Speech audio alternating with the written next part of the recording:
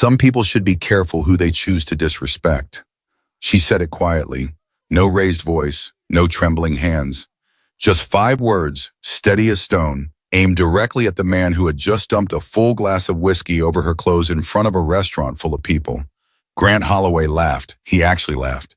And then Emma Whitmore picked up her phone, dialed one number, and spoke 6 words that would change everything that happened next. Before we go any further, if this is your first time here, hit that subscribe button, turn on notifications, and drop your city in the comments below. I want to see exactly how far this story travels. Now let's get into it.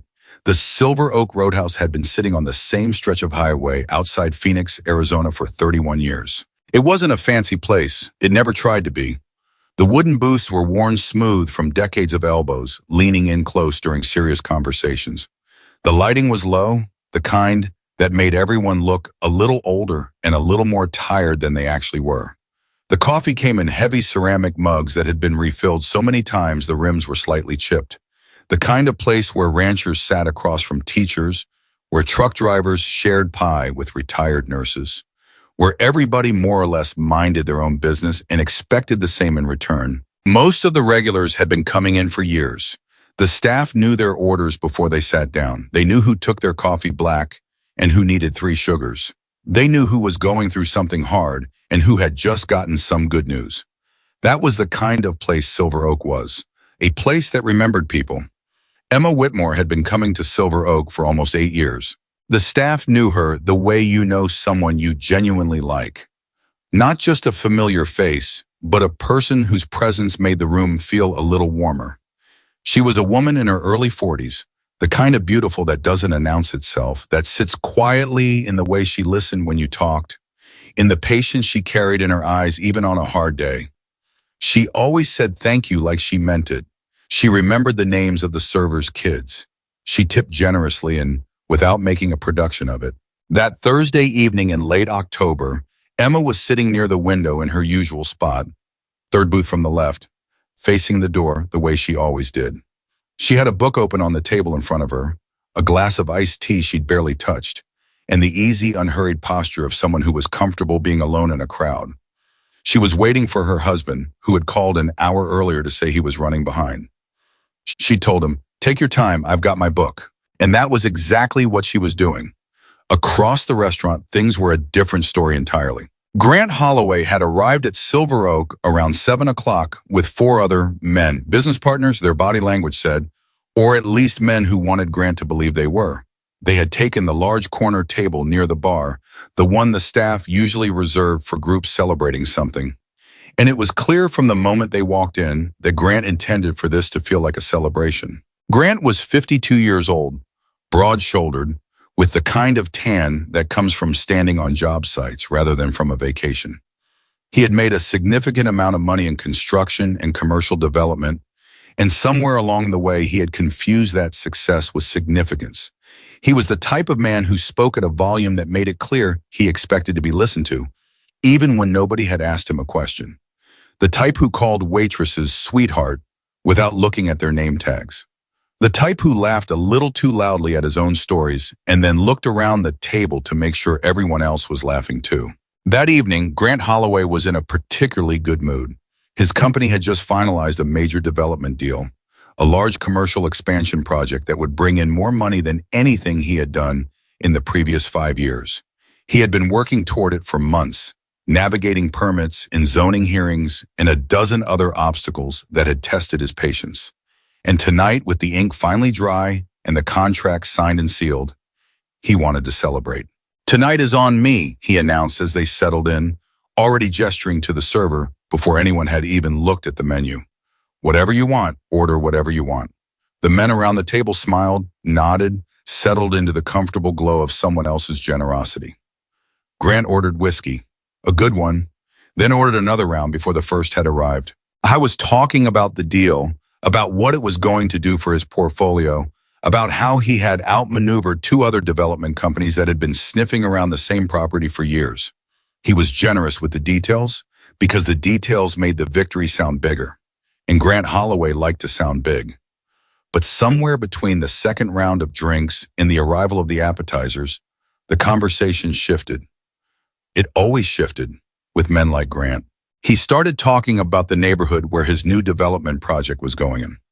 A working class area on the south side of Phoenix, the kind of neighborhood that had been there long enough that people had roots in it, where families had lived in the same houses for 2 and 3 generations.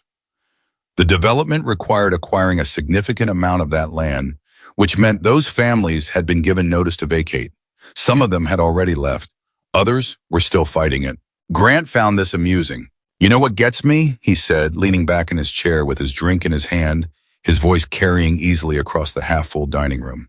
"These people act like we're doing something to them, like we came in and ruined their lives. But let's be honest." He paused to take a sip, let the room breathe for a second the way a man does when he believes what he's about to say deserves a proper entrance. "They were barely holding on anyway. We didn't ruin anything. We just made a decision that they weren't capable of making for themselves." One of his partners shifted slightly in his seat, just slightly. Grant didn't notice. "I had one woman," he continued, "must have been 60 years old, standing in front of her house with a sign. A handwritten sign, like she was going to stop a multi-million-dollar development with a piece of cardboard." He laughed. The sound of it filled the room like smoke. "I wanted to tell her, lady, go home. This is how the world works." At the window booth, Emma Whitmore looked up from her book. It wasn't a dramatic movement. She didn't set the book down. She didn't turn fully in her chair. She simply looked up the way a person does when something in the room changes the temperature. When a sound or a word cuts through the background noise and lands somewhere specific inside you. Her eyes moved to the corner table. Grant was still talking. "The thing about people like that," he said, "is they've been losing their whole lives. They don't know what it feels like to actually build something, to actually take a risk. So when someone comes along who knows how to do those things, they want to call it unfair. They want to make it personal. But it's not personal. It's just business. And if they can't understand the difference," he shrugged, a loose, easy shrug, the shrug of a man who has never had to wonder where he would sleep. "That's their problem, not mine." Emma looked at him for a moment longer than she intended to. That was all. Just a look, but Grant Holloway noticed it because Grant Holloway was the kind of man who needed to be the only thing worth looking at in a room. And when someone looked at him in a way that didn't contain admiration, in a way that contained something quieter, something more complicated, it bothered him in a place he couldn't quite name. He turned in his chair, looked directly at her. She had already returned to her book. "Hey," he said. She didn't look up. "Hey, I'm talking to you." The nearest table went quiet first. That's how it always works. Silence spreads from the center outward, like ripples in water. Water. Emma turned the page. Grant pushed back his chair and stood up. His partners exchanged a look. Not the kind of look that says, "We should stop this." The kind that says, "Let's see where this goes." He crossed the restaurant with the easy proprietary stride of a man who has never encountered a room he didn't feel entitled to. He stopped at the edge of Emma's table, put one hand flat on the surface the way men do when they want to make a point about space and ownership, and leaned in slightly. "Did I say something that bothered you?" Emma looked up from her book. She studied him for just a moment, the way you might study a word you've seen before but can't quite place. Then she said calmly, without a single note of anger or fear, "Some people should be careful who they choose to disrespect." The room held its breath. Grant's expression moved through several stages very quickly. Surprise, confusion, the brief flicker of something that might have been caution, and then settled on something harder. Amusement. The amusement of a man who has decided that being challenged by someone he has already dismissed is funny rather than serious. "Is that right?" he said, not a question. "That's right," Emma said, and she looked back down at her book. That was the moment Grant Holloway made the decision that would change the course of his entire evening and possibly the rest of his life. He reached across the table, picked up his own glass of whiskey, and with a slow, deliberate movement, not an accident, not a slip, a choice, he tipped it over Emma's arm and the front of her jacket. The sound of it was very small. The silence that followed was enormous. Ice and amber liquid spread across the table, soaked into the denim of her jacket, dripped from the edge onto the floor. Emma sat perfectly still. The book in her hands was closed now. She wasn't looking at Grant. She wasn't looking at anything. She was breathing slowly and carefully, the way a person breathes when they are making a decision that matters. Grant stepped back, put the empty glass on the edge of her table, and smiled. "Next time," he said, "mind your own business." And then he turned around and walked back to his table. The restaurant remained silent for another 3, 4, 5 seconds. Then sounds slowly returned. The scrape of a fork, a quiet cough, the distant sound of something being set down in the kitchen. People looked at each other. Nobody said anything. Behind the counter, Maria, who had been at Silver Oak for 11 years and who knew Emma Whitmore by first name, and by the way she liked her iced tea, had gone completely white. She was gripping the edge of the counter with both hands. Her coworker Danny, 23 years old and 3 months into the job, had stopped in the middle of carrying 2 plates of food to a nearby table and was standing motionless, not sure what he had just witnessed or what he was supposed to do about it. At her table, Emma very carefully set her book down. She took a stack of napkins from the dispenser at the edge of the table and began quietly pressing them against her jacket. The movement was unhurried. She was not trembling. Her face carried an expression that was difficult to read, not because it was hidden, but because it was too calm for the situation. The way the surface of deep water is still even when there is a great deal happening below it. Maria came out from behind the counter, moving toward Emma's table with a clean towel, in the expression of someone who desperately wants to help but doesn't know how. "Emma, I am so sorry," she started. "It's okay," Emma said. She looked up and her voice was gentle, genuinely gentle, not the brittle kind of gentle that is covering something sharp underneath. "Don't apologize. This isn't your fault. Do you want me to call someone? Do you need—" "I'm fine." Emma patted Maria's hand once, the way you would reassure someone who was more upset than you were. "Really, I'm okay." She reached into her jacket pocket and took out her phone. She looked at the screen for a moment, then she dialed. 1 ring, 2 rings, and then a voice answered, low and graveled and immediately alert. "Everything okay?" "Come to Silver Oak," Emma said. "Bring everyone." She ended the call and set the phone down on the table beside her book.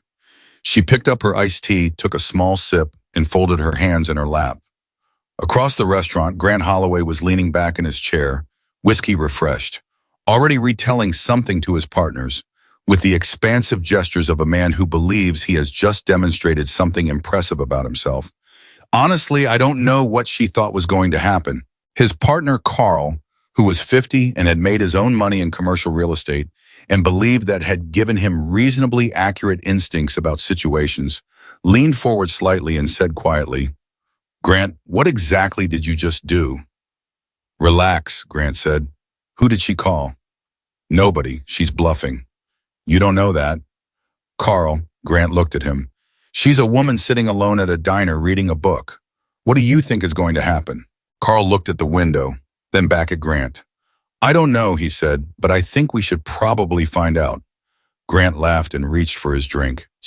4 minutes later, Maria was clearing a table near the front when she heard the first one. A low rumble, the kind you feel on the floor before you hear it clearly. The kind that your body recognizes before your brain does. She paused, set down the plate she was carrying, tilted her head. There it was again, one engine, unmistakable. And then just a few seconds behind it, another and another. And then they were layering on top of each other, multiplying, building into something that was no longer just sound, but presence, weight. Something that was changing the air pressure inside the building in a way that was hard to explain but impossible to ignore. Danny came through the kitchen door and stopped beside her. He didn't say anything. He just listened. The lights in the parking lot shifted. Long beams cutting across the windows in slow arcs, one after another, each one arriving behind the last in a procession that didn't seem like it was going to stop. A woman at the table nearest the window pressed herself back in her chair. An older man 2 tables behind her stood up slowly and walked to the window and looked out, and then turned back to the room with an expression on his face that was not fear exactly, but something close to it. Something that was respect mixed with the recognition that certain things in the world are bigger than you expected. "Oh my God," he said quietly. That was when the restaurant went truly silent. Not the silence from before, when Grant had poured his drink over Emma. That silence had been the stunned, held-breath silence of shock. This was different. This silence was the kind that comes when people collectively understand all at once that something is happening that is outside the normal range of evenings, that whatever they thought tonight was going to be, it is now something else entirely. Grant Holloway had turned in his chair. He was looking at the windows. The casual confidence that had been sitting on him all evening, like a comfortable jacket, had not left yet, not quite, but something had moved underneath it. Something had shifted. His jaw was still set. His posture was still deliberate, but his eyes had changed. "What is that?" he said. Nobody answered him because everyone was watching the parking lot, and the parking lot was full of motorcycles. Not 5, not 10, dozens. They came in without rushing, without drama, in the organized and unhurried way that communicated something much more serious than aggression. They filled the spaces in the lot and then lined up along the edge of the highway, engines cutting off one after another until the silence they left behind felt enormous. And in that silence, the sound of boots on gravel, the creak of leather, the low murmur of voices that weren't shouting, weren't making threats, were simply present. Carl had pushed his chair back from the table. His hands were flat on his surface. "Grant," he said. His voice was different now. The comfortable authority was gone. "Grant, I think—" "It's nothing," Grant said, but his voice was just slightly too quick, just slightly too certain. The certainty of a man trying to convince himself of something while the evidence in front of him is moving in the opposite direction. The door of the Silver Oak Roadhouse opened, and Victor Callahan walked in. I was in his late 50s, which is to say he was the age where a certain kind of man has stopped needing to prove anything and started simply being what he is. His hair was gray at the temples. His face carried the lines of a life that had contained a great deal of weather. Not all of it the kind that comes from the sky. His leather vest bore the unmistakable patches of the Hells Angels Motorcycle Club, the wing skull, the bottom rocker that said Arizona, and he wore it with the ease of something that had long ago stopped being a statement and simply become part of how he existed in the world. He walked in, and he did not look around the room with the theatrical survey of someone making an entrance. He simply looked for one specific person. He found her immediately, Emma, at her window booth, hands folded in her lap, book closed on the table. He walked to her, directly, without acknowledging anyone else, without stopping, without deviation. The restaurant watched him cross the floor the way you watch something that has a very clear purpose and an absolute certainty about itself. He reached her table, and he looked at her for a moment. His eyes moved from her face to the stain on her jacket, still dark with whiskey, to the cluster of damp napkins on the table edge. And something moved through his expression. Not fury, not theater, but something older and quieter than both of those things. Something that was, in its own way, more serious. "Are you okay, sweetheart?" he asked. His voice was low. It was for her, not for the room. Emma looked up at him, and for the first time that evening, something in her face relaxed, just slightly. The way a person relaxes when they know that the person they needed to arrive has arrived. "I'm fine," she said. "It was only a drink." Victor looked at her for another moment. Then he nodded once, slowly. He turned around.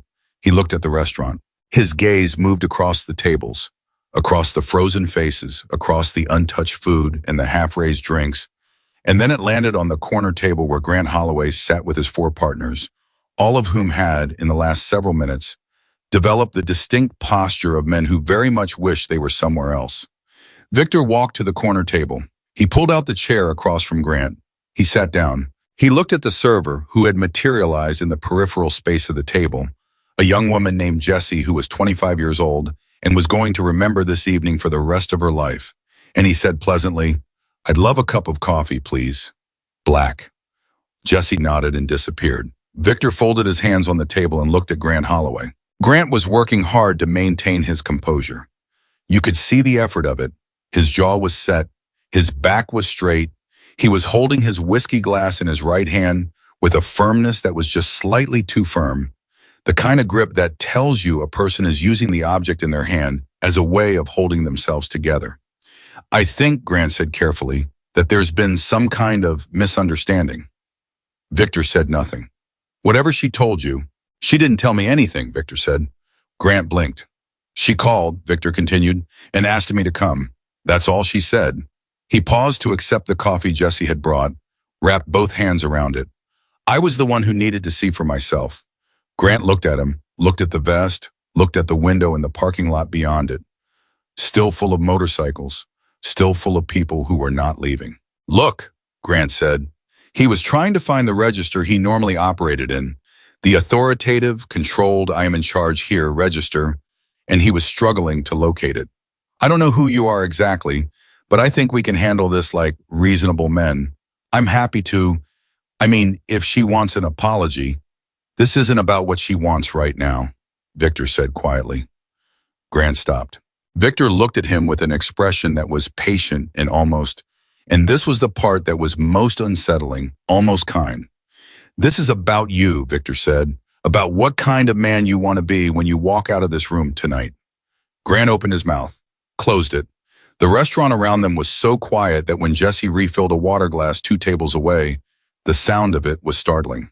Do you know, Victor asked, wrapping both hands a little more firmly around his coffee mug, leaning forward just slightly, who it is you embarrassed tonight? Grant's jaw tightened. I know I got into an argument with a woman that's not what I asked you. The silence stretched. Victor waited. He was very, very good at waiting. Grant said nothing, and Victor began to talk. What he said next, what came out slowly, piece by piece, like a photograph developing in a darkroom, each image arriving clearer and more specific than the last, was something that no one in the Silver Oak Roadhouse that evening was prepared for. Not Grant's partners, not the staff, not the regulars who had been coming in for years. Not even Grant himself, who believed that the evening had been moving in one direction and was now discovering that it had in fact been moving toward something entirely different since before he had even walked through the door. Because the truth, the full, documented, specific truth about Emma Whitmore, about the years of work she had done quietly and without credit, about the family she had helped and the medical bills she had paid, and the employees whose jobs had been quietly protected through channels that never bore her name. That truth was not something Grant had been prepared to encounter tonight. And there was more.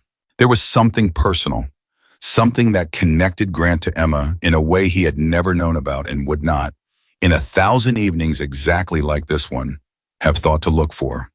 Something that changed everything about the way he understood what had happened when he crossed the room, put his hand on that table, and tipped his glass. Victor had brought documents. He set them on the table, one at a time, without ceremony, the way a person puts down evidence when they have all of it, and they know they have all of it, and they don't need to make a performance of the fact. And Grant Holloway looked at them, and the man who had arrived at the Silver Oak Roadhouse that evening to celebrate the best deal of his professional life sat very still in a corner table surrounded by people who would remember this moment and felt the floor beneath everything he believed about himself begin to shift.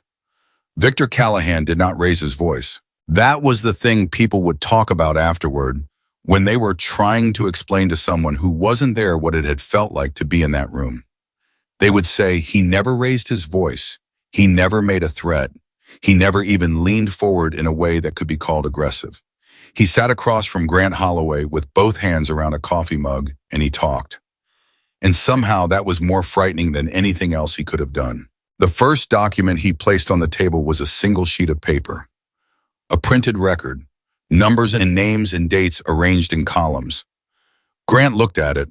What is this? He said. Medical bills, Victor said. Paid in full. 14 workers from the Maddox construction site. The collapse on Camelback Road. You remember that job? Grant's face didn't move. That was 4 years ago. The investigation cleared my company of any... I'm not talking about the investigation, Victor said. I'm talking about the bills. The ones your insurance didn't cover. The ones your legal team made sure your company wasn't responsible for. He tapped the paper once lightly. Someone paid those, all of them. Anonymously. You want to know who? Grant said nothing. Take a guess, Victor said. The silence at the corner table was absolute. Carl had stopped breathing. The other 3 partners had all developed a sudden intense interest in their own hands. Grant looked across the restaurant to where Emma was sitting. She hadn't moved. She was looking out the window with the patient, unhurried expression of someone who has already had this conversation inside herself many times and no longer needs to be present for it out loud. Grant looked back at Victor. You're telling me she paid them? Every single one, Victor said. Why would she do that? Victor took a sip of his coffee, set the mug down carefully. That's actually the more interesting question, isn't it? Not what she did. Why? He paused. She did it because she found out about those workers and she decided that was unacceptable. Not because she knew them. Not because anyone asked her to, because she decided someone should and she was in a position to. He looked at Grant steadily. She's been doing things like that for a long time. Longer than you'd think. Grant shifted in his chair. The movement was small, but everyone at the table noticed it. It was the movement of a man who is beginning to understand that the ground under this conversation is not level, that he came in believing he was standing on high ground and is now receiving information that suggests he may have been wrong about that. That doesn't explain what she said to me, Grant said. He was reaching for something, some version of offense, some way back to the footing he had walked in with. She looked at me like, she looked at you, Victor said, because you were saying things about people she knows personally. People she has sat with in their living rooms when they didn't know where the next month's rent was coming from. People who have called her crying at 2 a.m. because they got a notice that their home was being acquired and they didn't understand what that meant. He let that land. So yes, she looked at you, and I think if you're honest with yourself, you already knew why. Grant's jaw tightened. I don't know what she told you about my project, but the acquisition process was entirely legal. We followed every Grant. Victor said his name quietly, not aggressively, just with enough weight to stop him. I'm not here to argue law with you. Legal and right are not always the same thing, and I think you know that too. Grant stared at him. The restaurant was so quiet you could hear the hum of the refrigeration unit behind the counter. Then Victor reached into the inside of his vest and placed a second document on the table. This one was thicker. A folded set of pages, the kind that had clearly been printed and carried deliberately, not grabbed in a hurry. He unfolded it and smoothed it flat with his palm and turned it so Grant could read it. Grant leaned forward. His eyes moved down the page, then stopped, then went back to the top and moved down again, more slowly.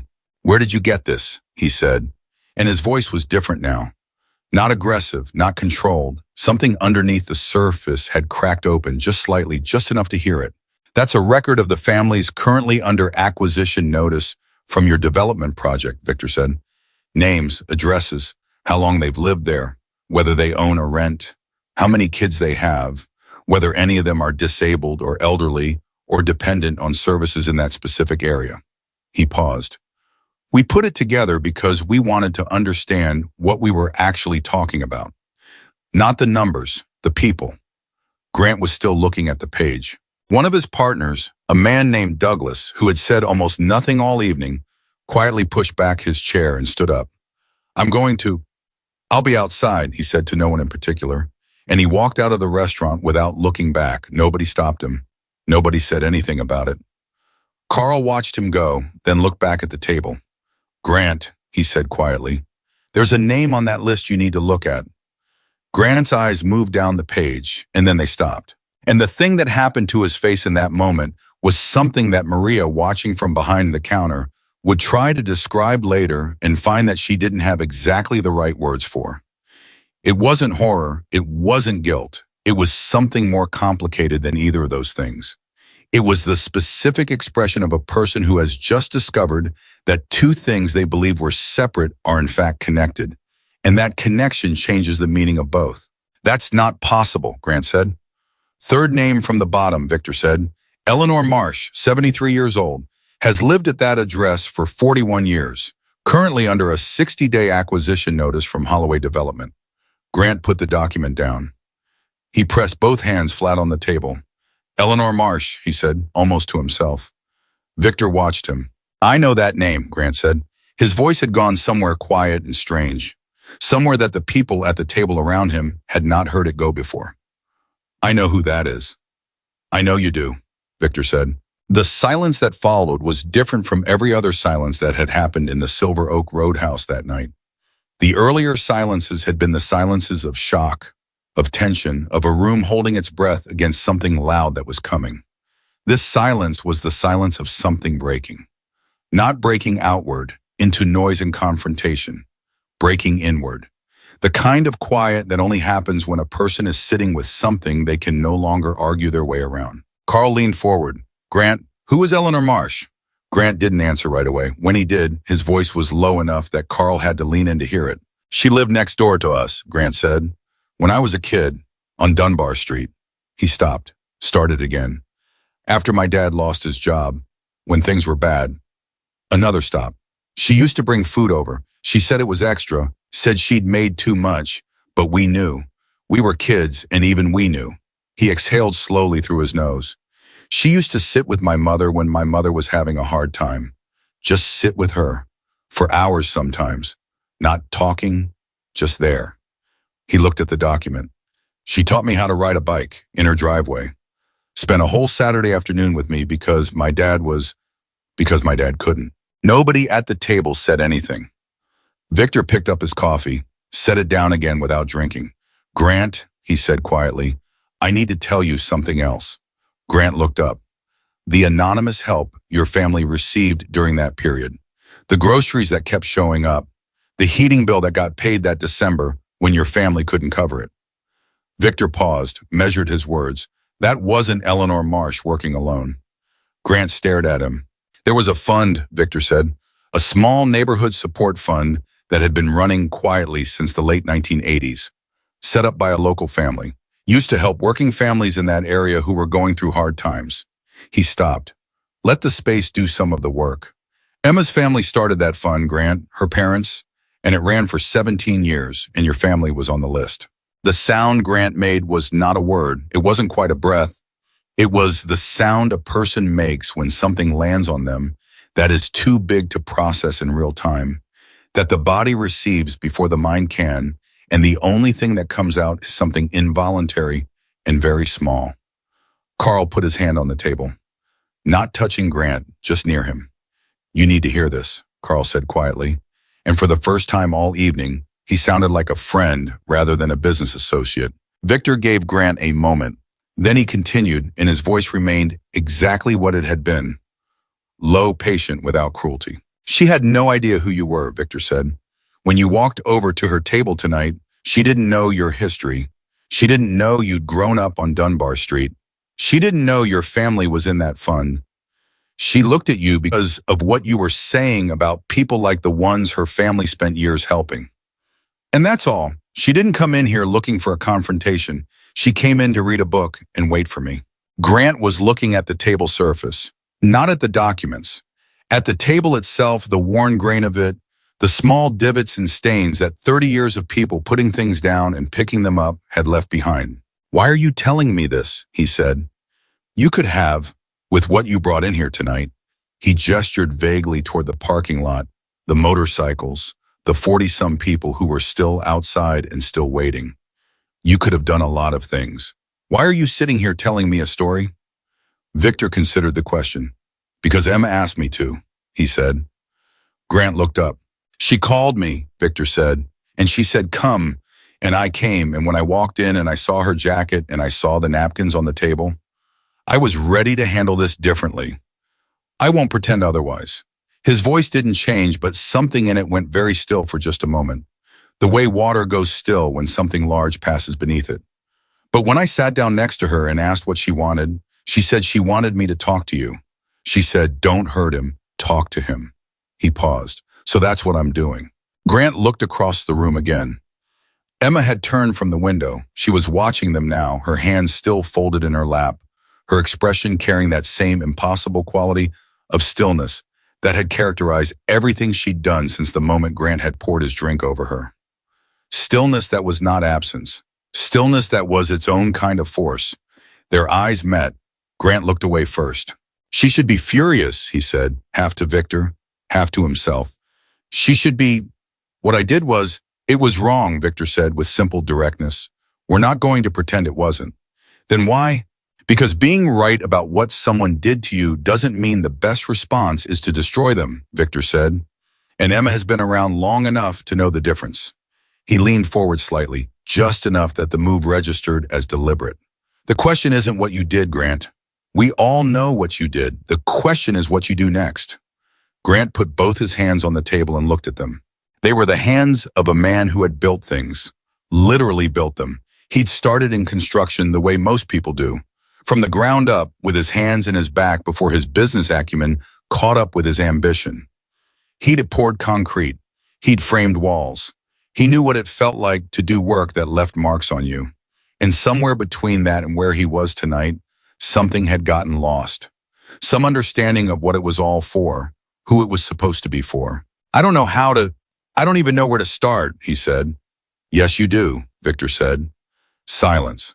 The first thing, Victor said, is the thing that needs to happen in this room tonight, right now. Grant looked at him. You know what that is? Carl put his hand on Grant's arm. Go over there, he said quietly. Grant sat for another moment. Then he pushed his chair back. He stood up.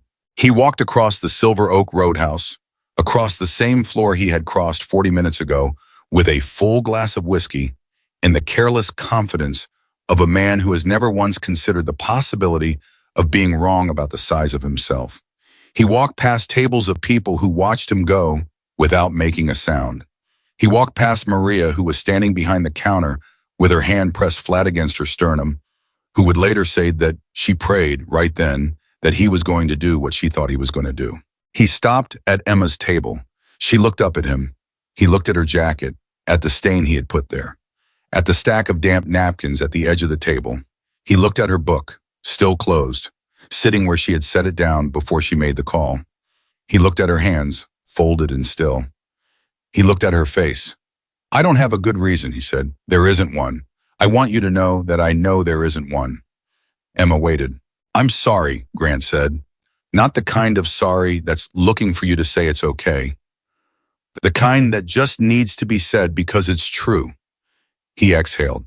I was wrong. What I said about those families, what I said about those people, I was wrong. And what I did to you, his voice broke, just slightly, just for a second, the way a surface that has been under sustained pressure will sometimes give a small, involuntary sign of the weight it's been carrying. I don't have words for how wrong that was. Emma looked at him for a long moment. Sit down, she said. Grant blinked. Please, she said, sit down. He sat down, in the chair across from her. The chair where she had been sitting alone for the last hour, waiting for her husband, reading her book, expecting nothing more complicated from the evening than a quiet meal and some time with a story she liked. She looked at him the way she had looked at him from across the room earlier, but different now. Then it had been a look of recognition. She had seen his type before and she knew what his words were doing. Now it was something else, something more direct, something that required him to stay in it and not look away.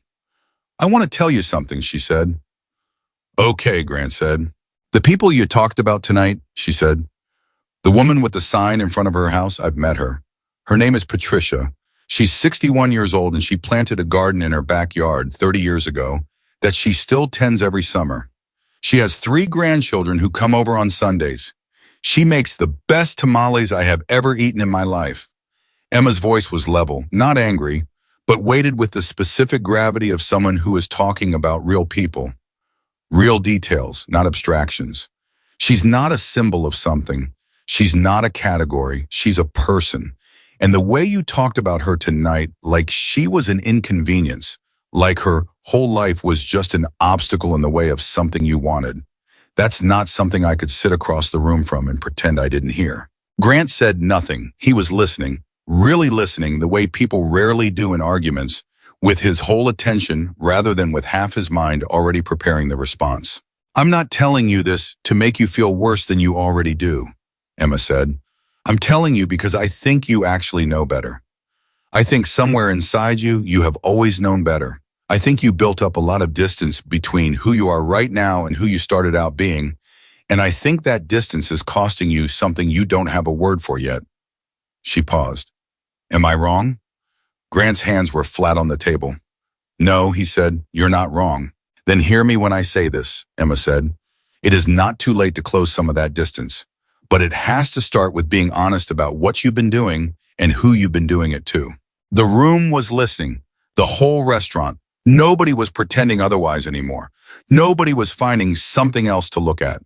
They were all in this together now, in the way that people become part of something when they witness it, Not spectators, but participants, whether they chose to be or not. From across the room, Victor watched. I had both hands around his coffee mug.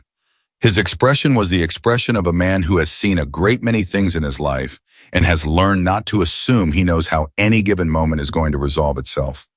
But there was something in his face, underneath the patience and the watchfulness, that was very much like hope. Carl was still at the corner table. He had a piece of paper in front of him, a page from the documents Victor had brought, and he was reading it. Not the way you read something you're looking for ammunition in. The way you read something that is telling you something true about yourself. His face was doing complicated things. Douglas, who had gone outside, came back in through the front door. He stopped just inside the entrance and looked around the room and then walked quietly to the corner table and sat back down without saying a word about where he'd been or why he'd left. At Emma's table, Grant was still sitting, still listening. The Eleanor Marsh situation, he said. He said her name carefully, like he was handling something fragile. I did look at that list personally. I didn't know. I know you didn't know, Emma said, but not knowing isn't the same as not being responsible. You built a system, Grant. You built a way of doing business that moves fast enough and keeps the human element far enough away that you never have to know. That's not an accident. That's a choice. And the choice has consequences whether you see them or not. Grant put his face in his hands briefly, just for a moment, then brought his hands down and straightened. What can I do? He said. Tonight, practically, what can actually be done? Emma looked at him steady. The acquisition notices on those 62 families, she said. Can they be reviewed? Some of the contracts are already signed, Grant said. Some of the properties. Some isn't none, Victor said from across the room without raising his voice or looking up from his coffee. Grant turned toward him.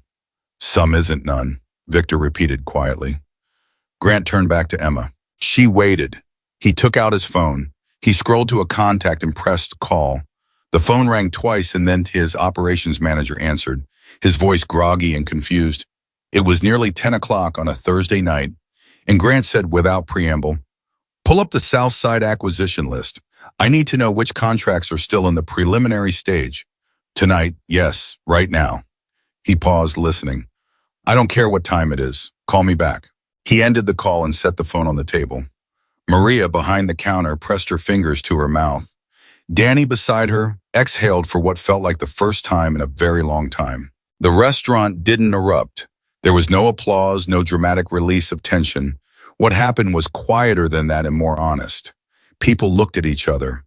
Small looks, the kind exchanged between strangers who have just shared something that doesn't happen on an ordinary Thursday night. The kind that say, we were here for this, we saw this, whatever this is, we were part of it.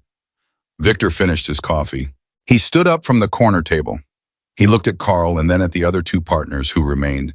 And he said to them, I appreciate your patience tonight, gentlemen, with the perfectly calibrated courtesy of a man who means the opposite of what his words technically say and knows that everyone in the room understands exactly that. Carl met his eyes. We'll be talking to our legal teams tomorrow, Carl said. I can promise you that. That's between you and your conscience, Victor said pleasantly. He walked across the restaurant toward Emma's table. He stood beside it and he looked at Grant, who looked back at him from across the small table, from across all the distance that the evening had traveled. You want some advice? Victor said. Yes, Grant said. He said it without hesitation, which Victor noted. Go home tonight and make a list, Victor said. Not a business list, not a legal list, a list of every specific named person whose life your decisions have affected. And then tomorrow morning, read it again. And keep reading it until it stops feeling like a list and starts feeling like what it actually is. Grant looked at him. What is it? Victor picked up his jacket from the back of the chair. Your life's work, he read, just not the version you have been building. He looked at Emma. Something passed between them.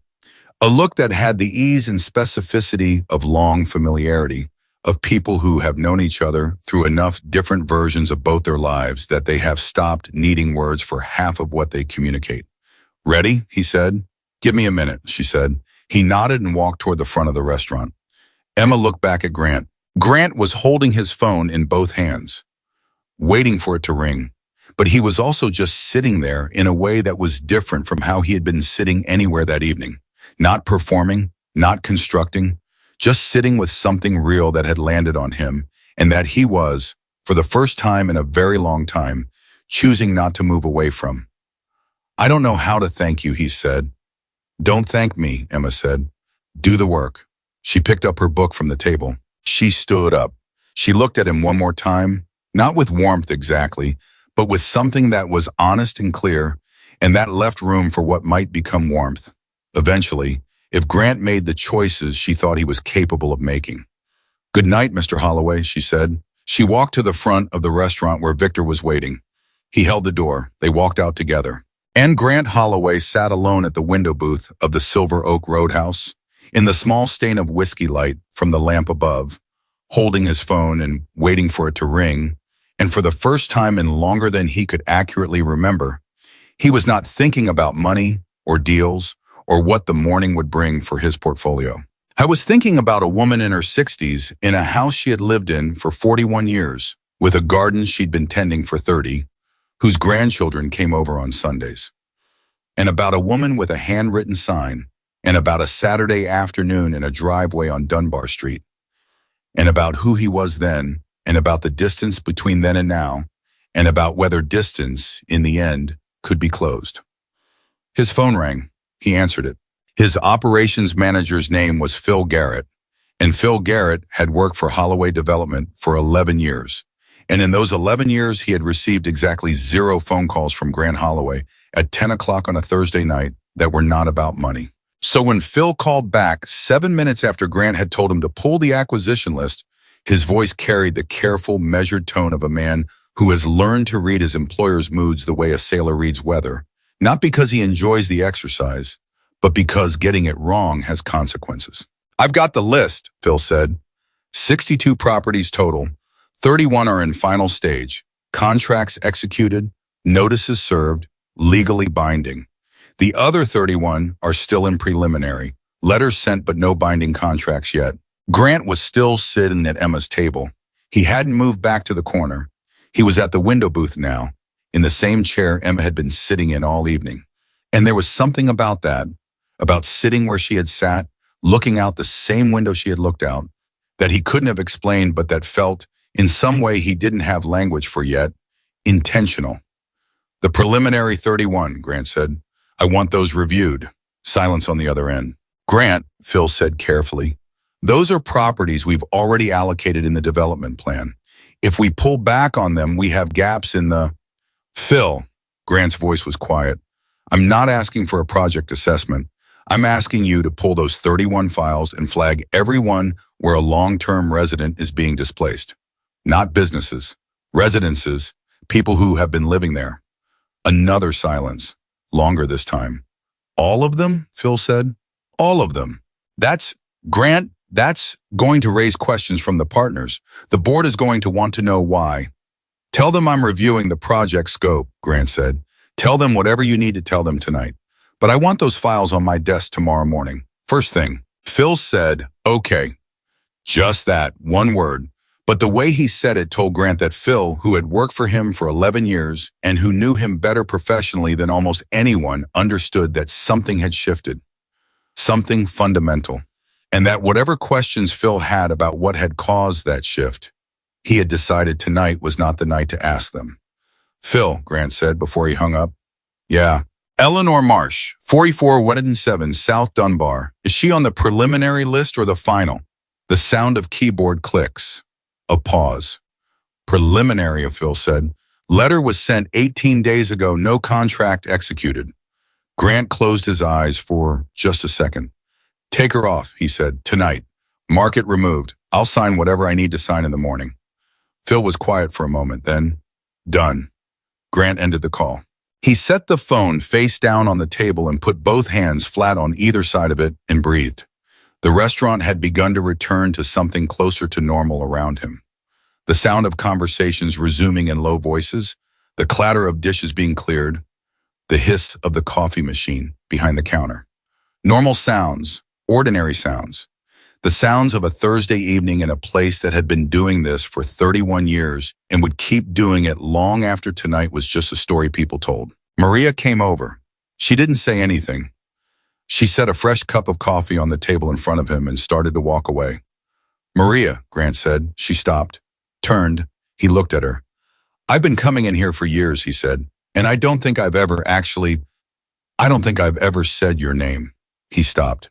I'm sorry about tonight, about all of it. You shouldn't have had to watch that happen in your restaurant.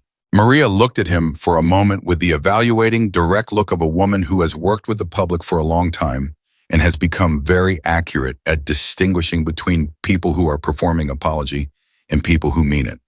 Then she said, "It's not my restaurant, but thank you." She walked back to the counter. Grant wrapped both hands around the coffee cup. Outside, the last of the motorcycles were leaving. He could hear them. The deep, rolling sound of engines turning over one by one, the gradual dispersal of something that had arrived with collective force and was leaving with the same organized patience it had come with. No performance on the way out, no demonstration, just people going home. I thought about Victor, about the way Victor had sat across from him with his coffee and his documents and his total, unshakable patience. There was something in that patience that had gotten under Grant's skin in a way that anger never could have. Anger he knew how to handle. He had been handling anger his whole professional life, deflecting it, absorbing it, redirecting it, using it. Patience was different. Patience meant someone had time. Patience meant someone wasn't afraid of how long this was going to take. And that, more than the motorcycles, more than the documents, more than any single thing that had happened in the last 2 hours, was what had made Grant understand that tonight was different from every other negotiation he had ever been in. He hadn't been in a negotiation. He had been in a reckoning.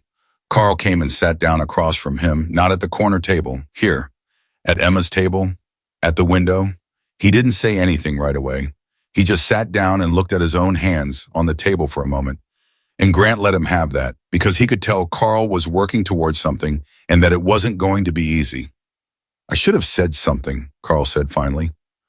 Grant looked at him. When you were at the table, when you were talking about the families, I heard it. I knew it was wrong. Carl's voice was flat, with the particular flatness of a man making an honest assessment of himself without trying to soften it. And I didn't say anything. He exhaled sharply through his nose. I just sat there. Carl, let me finish. Carl looked up. I've been sitting there a lot, Grant, for a while now. Things that I knew weren't right. Project decisions. The way we've been handling the acquisition process. The speed we've been pushing things through so people don't have time to push back. He stopped. I told myself it was business. I told myself this is how it works at this level. But that was a lie, and I knew it was a lie, and I told it to myself anyway because it was easier. Grant said nothing. Douglas didn't go outside because he was scared, Carl said. He went outside because he couldn't sit there anymore. He told me that when he came back in. He said he walked out to the parking lot and he stood there and he looked at those motorcycles and he thought about his own father, who worked construction for 30 years and who would have been exactly the kind of person on that list. Carl paused. He's calling his attorney in the morning. He's withdrawing from the partnership on this project. The information landed on Grant without the force it might have had 2 hours ago. 2 hours ago, he would have been calculating the financial implications before Carl finished the sentence. Now he just listened. What about you? Grant said. Carl looked at him directly. That depends on what happens tomorrow morning. Grant nodded slowly. Fair, he said. Carl leaned forward on his forearms. I want to ask you something, and I want you to tell me the truth. Okay.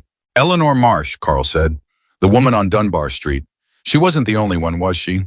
There are others, people you grew up around, people from that period.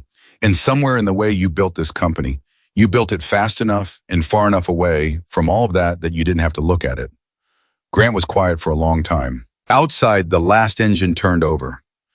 And then there was silence, the specific silence of a parking lot that had been full and is now empty, which is a different kind of silence from ordinary quiet. Yes, Grant said. Carl sat back. So what do you do with that? Carl said. And Grant, for the first time in the conversation, didn't have an immediate answer. He sat with the question the way Emma had told him to sit with things, not moving away from it, not reframing it into something more manageable, just sitting with it until it showed him what it actually was. What it actually was, he was beginning to understand, was not a crisis, not a business problem, not even a moral problem, exactly. In the abstract sense, it was a personal problem, the most personal kind. It was the problem of a man who had worked so hard to escape a version of himself that had once been helpless and afraid, that he had built his escape route right over the top of the people who had helped him survive that version of himself in the first place. That was the thing he couldn't argue with. That was the thing Victor had known he would not be able to argue with, which was why Victor had brought the documents, had placed them one at a time, had waited with such extraordinary patience for Grant to arrive at exactly this understanding on his own. Because that's what it took. You couldn't be told this kind of thing, you had to arrive at it. And Grant Holloway, sitting at a window booth in the Silver Oak Roadhouse at 10:15 on a Thursday night in October, had arrived. Carl watched him. "The 31 preliminary properties," Grant said. "I want you on the phone with our planning team tomorrow at 7. We're going back through every one of them." He looked at Carl. "All 31. Not to look for reasons to hold the line, to look for alternatives. Other configurations. Properties we can work around rather than through." Carl held his gaze. "That's going to push the timeline back by months." "I know. The financing structure assumes—" "I know what it assumes, Carl. I drew it up." Grant looked at him steadily. "I'm telling you what I want to do." Carl studied him for another moment, and then something in Carl's face changed. Something that had been guarded and watchful over the course of the evening released itself just slightly, just enough. "Okay," Carl said. "Okay. 7 o'clock, I'll be there." He stood up, put on his jacket, looked at Grant one more time. "For what it's worth," Carl said, "the person who did what you did tonight, made those calls, talked to that woman the way you talked to her, that's not who I thought you were when we started working together. That person showed up somewhere along the way, but I don't think that's actually who you are." Grant looked at him. "I'm not saying that to make you feel better," Carl said. "I'm saying it because I think you need to hear it from someone who isn't being paid to say it." He paused. "And because if it's true, it means you can do something about it. And if you can do something about it, then you should." He left. Grant sat alone at the window table. He sat there for a long time after that. The restaurant around him went through its closing rituals. Tables being cleared, chairs being pushed in, the kitchen sounds winding down from the busy register into something quieter and more final. Danny mopped the section near the bar. Maria counted the register with the focused, private concentration of someone doing the same task they have done hundreds of times before. At around 11, Maria came by with the check. She set it on the table without comment. Grant looked at it. Then he took out his wallet. He put down enough to cover his corner table dinner. He put down enough to cover Emma's iced tea and whatever else she'd ordered. And then he put down more. Not a performative amount, not the kind of tip that announces itself, but a serious amount, a this meant something amount. The kind that says, "I was here tonight, and I know what tonight cost the people who work in this room." He put on his jacket. He stood up. He looked around the Silver Oak Roadhouse one last time. At the worn booths and the low lighting and the heavy ceramic mugs, and the staff who were finishing their work without looking at him, not pointedly, just quietly, the way people finish work at the end of a long and unusual night. He walked to the door, and then he stopped. Because standing just outside the door, leaning against the railing with his arms folded and looking out at the now empty parking lot, was Victor Callahan. Grant hadn't known he was still there. He'd assumed Victor had left with the others. But Victor was still there, his jacket on, his breath making small clouds in the October air, looking at the highway with the unhurried expression of a man who has no particular reason to be in a hurry. Grant pushed through the door and stopped beside him. Neither of them said anything for a moment. "I thought you'd left," Grant said. "I wanted to make sure you got out okay," Victor said. Grant looked at him. "I thought you said nobody was here to hurt me." "Nobody was," Victor said simply. "That doesn't mean I wasn't going to make sure." Grant absorbed this. "Can I ask you something?" Grant said. "You can ask," Victor said. "How long have you and Emma been married?" Victor turned and looked at him, and for the first time all evening, something genuinely surprised moved through his expression. Not shock, something softer than that, something almost amused. 22 years, Victor said. "She's not—" Grant stopped. "I assumed when you came in that she was—" That the way you talked to her, you assumed I was the muscle, Victor said, and she was someone who needed protecting. Grant was quiet. Emma has never needed protecting, Victor said.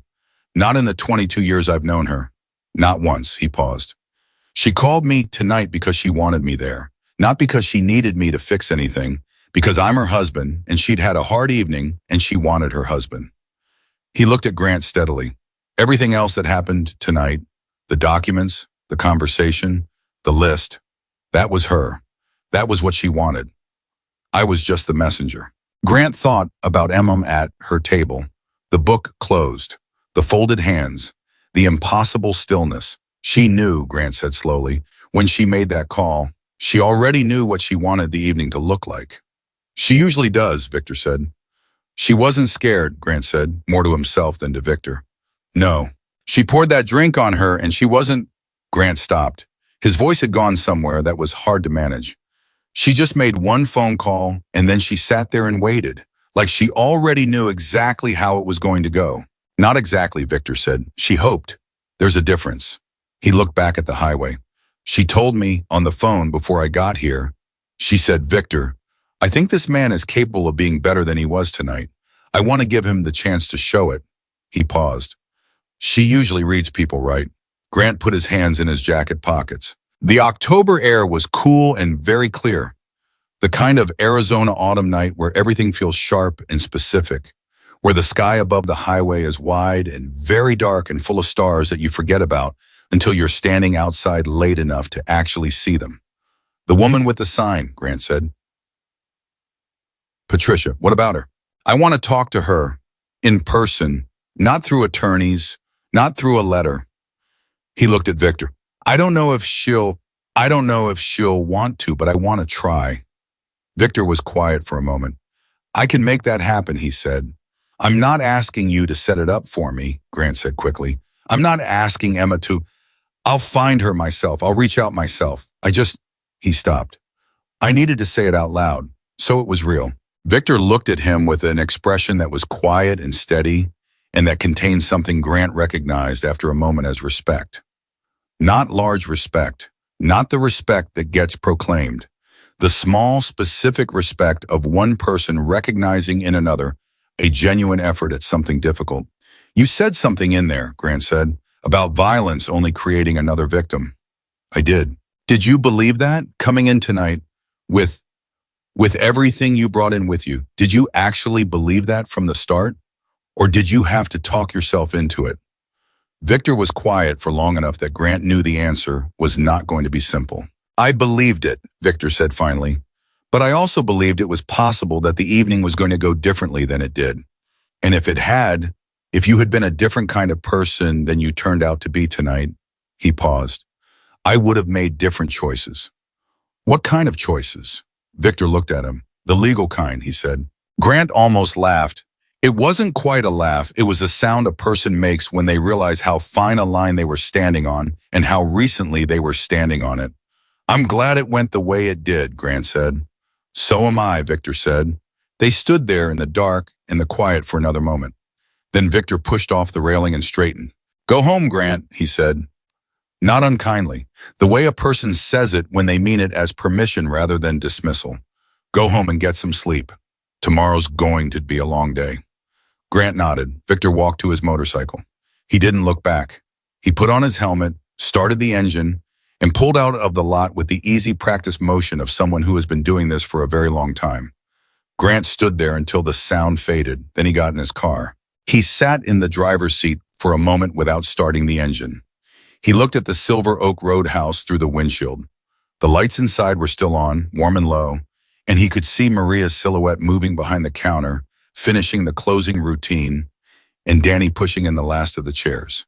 31 years this place had been here. All those evenings, all those people, all those conversations over chipped coffee mugs and plates of food that were exactly what they needed to be. He had come in tonight to celebrate. He was leaving with something he hadn't expected and couldn't fully name yet. Something that was not comfortable and was not easy, and that he knew was going to ask a great deal of him in the days and weeks to come. But it was real, and for the first time in a long time, Grant Holloway was sitting with something real. He started the car. He drove home through the Arizona night. Through the wide streets, Grant didn't sleep. He tried. He got home around midnight, changed out of his jacket, the jacket that still smelled faintly of the restaurant, of coffee and something that he associated now and suspected he would associate for a long time with the particular quality of that evening's silence. And he sat on the edge of his bed and stared at the wall and understood within about 4 minutes that sleep was not going to happen. So he went to his home office instead. He sat at his desk, the desk that was large and expensive and covered with the organized evidence of a professional life that had been built around the principle that more was always better. More projects, more properties, more revenue, more reach. And he opened his laptop and pulled up the Southside acquisition file. He had looked at this file hundreds of times. He knew its architecture the way you know a road you drive every day. The turns, the distances, the landmarks. He knew the projected revenue figures, the zoning classifications, the construction timeline, the financing structure. He knew it as numbers and projections and legal descriptions. He had never looked at it as people. He looked at it as people now. He read the names, all 62 of them, not scanning, not processing, but reading, saying each name quietly to himself the way Emma had said Patricia's name, like it was a specific person, not a data point. He found a family with 4 children under the age of 10. He found an 81-year-old man who had lived at the same address since 1963. He found a woman listed as the primary caregiver for a disabled adult son. He found 3 addresses where the listed residents shared the same last name across 2 generations, grandmother, adult children, grandchildren, all living within a block of each other, the way families do when they have been rooted somewhere long enough for roots to mean something. He read for 2 hours. At 2 in the morning, he opened a new document and started writing. Not a business document, not a memo, something else. A list, the way Victor had told him to make. Specific, named, real. He wrote until 4:30. When Phil Garrett arrived at 7 the next morning and knocked on the office door, he found Grant already there, already dressed, already on his second cup of coffee, with a 31-page document printed and organized into sections on the conference table. Phil stopped in the doorway. "You haven't been home?" Phil said. "I have been home," Grant said. "I just haven't slept." Phil came in slowly. The way you approach something you're not entirely sure is stable. He looked at the documents on the table. He looked at Grant. He looked at the documents again. "What is all this?" Phil said. "Sit down," Grant said. "Carl's going to be here in 10 minutes and I only want to go through this once." Phil sat. He picked up the top page and started reading. Grant watched his face move through the material. Phil was 55 years old and had worked in construction development since his 20s, and he had the practical, unsentimental intelligence of someone who has spent a career navigating the gap between what is legal and what is easy. He was not a cruel man. Grant had never thought of him as cruel, but he had been, Grant now understood, a very efficient one. And efficiency, when it is applied to things that involve people, has a cost that doesn't show up in the financials. Phil read for 3 minutes without saying anything. Then he set the page down. "Grant," he said carefully, "what happened last night?" "I'll explain it once Carl gets here," Grant said. "But I'll tell you this right now. Whatever you think happened, it's not as dramatic as you're imagining. Nobody threatened me. Nobody made me do anything." He looked at Phil directly. "I made some decisions. I'm going to need you to help me execute them." Phil looked at him for a long moment. "Okay," Phil said.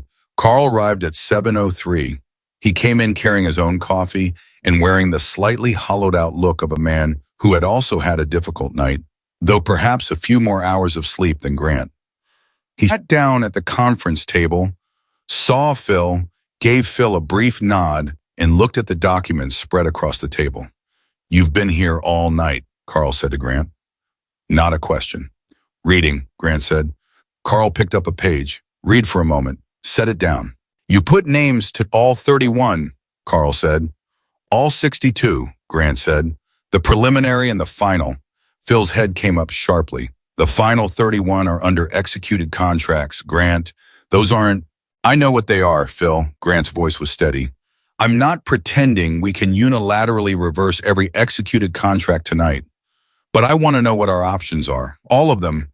Every legal avenue, every compensation mechanism, every case where we could renegotiate or relocate or restructure. He looked at Phil. And I want us to approach every single one of those families personally. Not through notices, not through attorneys, in person. Phil stared at him. That's, Phil started. Expensive, Grant said. Yes, and time-consuming. And probably going to push this project back by 6 months at minimum. He paused. I know. The board is going to hear from me directly, Grant said. This morning, I'm calling a meeting for noon. Phil put both hands flat on the table. This was clearly more than he had processed yet, and he was working through it in real time. His practical mind running the numbers, the timelines, the implications, the domino sequence of consequences that a shift of this magnitude would set in motion. Grant, Phil said, if you go to the board this morning and tell them you want to restructure the acquisition approach on a 62 property development, I know what they're going to say. Some of them are going to walk. I know. The financing, Phil, Grant looked at him. I understand the financial implications. I've been up all night running them. I know exactly what this is going to cost. He paused. I need you to tell me if it's possible. Not whether it's easy, whether it's possible. Phil was quiet for a long moment. Then he looked at the documents on the table, at the names, at the specific, detailed human information that Grant had compiled through the night. It's possible, Phil said. It's going to be brutal, but it's possible. That's all I needed to hear, Grant said. Carl had been watching this exchange without speaking. Now he leaned forward. I want to be in that board meeting, Carl said. Grant looked at him. As a partner, Carl said, standing with you. He paused. Douglas is out. The other two, I spoke to them this morning. They're uncertain, but if you walk in there with me behind you, it changes the dynamic. Grant held his gaze. Why are you doing this? Carl was quiet for a moment. Because last night I sat at a table and watched a man I've worked with for 8 years discover something about himself that most people never bother to find. He paused. I don't want to be the person who watched that happen and then walked away because it was inconvenient. He shrugged, the small, slightly uncomfortable shrug of someone who is not used to this kind of honesty in a professional context. Because Douglas called me at 6 this morning and told me what he told me about his father, and I realized I had my own version of that story. Everybody does. We just get very good at keeping it in a separate room. Grant nodded slowly. Thank you, he said. Don't thank me yet, Carl said. Wait until after the board meeting. Phil had already pulled out his phone and was making calls. He was back in operational mode. The part of him that knew how to execute, how to build a structure around a decision and make it real, was engaged now, moving fast and with purpose. Whatever philosophical questions he had about the shift, they were being processed in the background while the foreground handled logistics. Grant watched him for a moment, then he picked up his own phone. He had one call to make before noon that was not about the board meeting. He dialed a number he had looked up at 3 a.m. It rang 4 times. He was preparing himself for voicemail when a woman's voice answered. Older, slightly wary, the way people are when an unfamiliar number calls. Hello? Grant took a breath. Mrs. Marsh, he said, my name is Grant Holloway. I don't know if you'll remember me. I grew up next door to you, on Dunbar Street. I was about 8 years old the last time you would have seen me. He paused. I know this is an unexpected call. I know you received a letter from my company recently, and I want you to know that letter is being withdrawn today. Silence on the other end. Then, Grant Holloway. Her voice said his name the way people say a name they haven't used in a long time, testing how it sits in the mouth, whether it still belongs to the same person. Little Granny's boy. He had not heard that nickname in 30 years. His grandmother had called him that, and apparently Eleanor Marsh had picked it up somewhere along the way. And hearing it now, from this woman's voice, from this specific corner of his past, hit him somewhere in the chest that he had not been prepared for. Yes, ma'am, he said. His voice was steady. Just. Your mother, Eleanor said. How is she? She passed, Grant said, 6 years ago. A pause. I'm sorry, Eleanor said. And she meant it. He could hear that she meant it. Mrs. Marsh, I would like to come and see you, Grant said. In person, not to discuss business, I would like to see you, if that's something you'd be willing to consider. Another silence. Longer. You said the letter is being withdrawn, Eleanor said. Careful, not quite trusting yet, which was exactly right. Which was exactly the response of a woman who had been through what she'd been through in the last 18 days. Yes, Grant said, unconditionally. It has nothing to do with whether or not you agree to see me. That's already done. Silence. Well, Eleanor said, and there was something in her voice now that was different from the wariness, something that was old and complicated and not entirely resolved, but that was moving slowly in a particular direction. I suppose you'd better come for lunch then. A pause. Can you still eat a proper meal? Or have you turned into one of those people who only eats things that look like they came from a magazine? Grant laughed, a real laugh, the kind that surprises you. I can eat a proper meal, he said. Saturday, she said, noon. I'll be there, Grant said. He ended the call and stood in his office with his phone in his hand and understood that he had just done something small that was also very large. That certain things begin with a phone call. That certain distances, the kind built over decades through deliberate acts of running away, start to close from the moment you stop running and turn around and make the call. The board meeting at noon was exactly what Carl had predicted. 12 people around a conference table. 11 of them looking at Grant with expressions ranging from careful concern to barely concealed alarm. The 12th was Carl, who sat to Grant's left and said nothing in the first 10 minutes except by being there, which said enough. Grant laid it out cleanly. No softening, no strategic framing designed to make the pill easier to swallow. He told them what he was proposing to do: the review of the preliminary acquisitions, the in-person engagement with affected families, the restructuring of the project timeline, the enhanced compensation framework for families in the final acquisition stage who could not be removed from their contracts, but who deserve something beyond the legal minimum. I told them it was going to cost money and time. He told them it was going to happen. A man named Harrison Briggs, who was 64 and who had been on Holloway Development's board for 7 years, and who had the particular manner of someone who has spent a career being the smartest person in the room, leaned forward and said, Grant, walk me through what prompted this, because I need to understand whether this is a business decision or a personal decision, because those require very different responses from this board. It's both, Grant said, and I don't think those things should be as separate as we've been treating them. Harrison looked at him. That is a sentence I have never heard you say in 7 years. I know, Grant said. Something happened, Harrison said. He wasn't accusing. He was assessing. Something changed your perspective. Yes, Grant said. What was it? Grant considered. He could give Harrison the strategic answer, the risk management answer, the answer about reputational considerations and long-term community relations and the evolving landscape of corporate responsibility. All of those answers were available to him, and all of them were, in their way, true. He didn't give any of them. I met someone, Grant said, who showed me what my decisions looked like from the other end. He paused. And I decided I didn't want to be the person who keeps making those decisions without looking at what they cost. Silence around the table. Harrison looked at him for a long time. Then Harrison sat back. What do you need from us? Harrison said. 3 board members left the room before the meeting was over.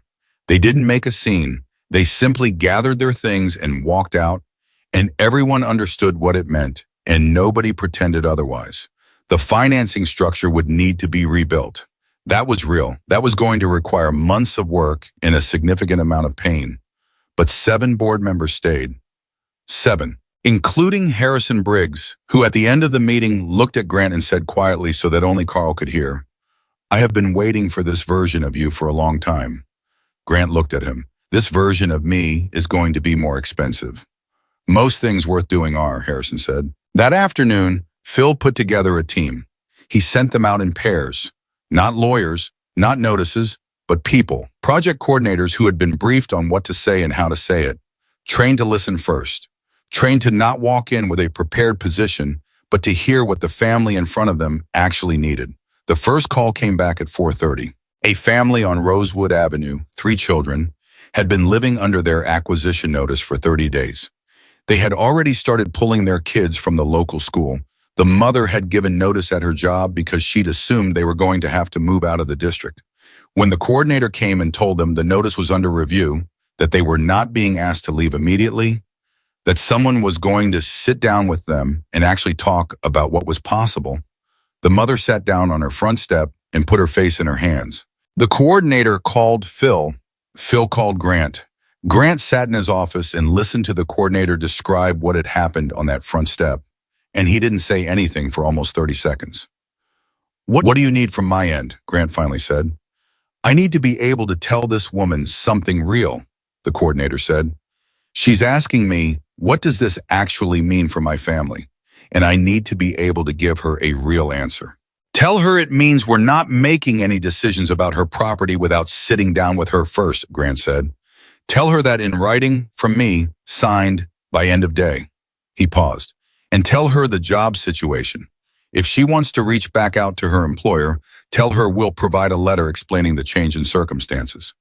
A beat of silence. Grant, the coordinator said, yes, okay, I'll tell her. Grant ended the call. He sat for a moment. Then he picked up his phone and texted Carl a single line. First family reached. Real response. And this is what it should have been from the start.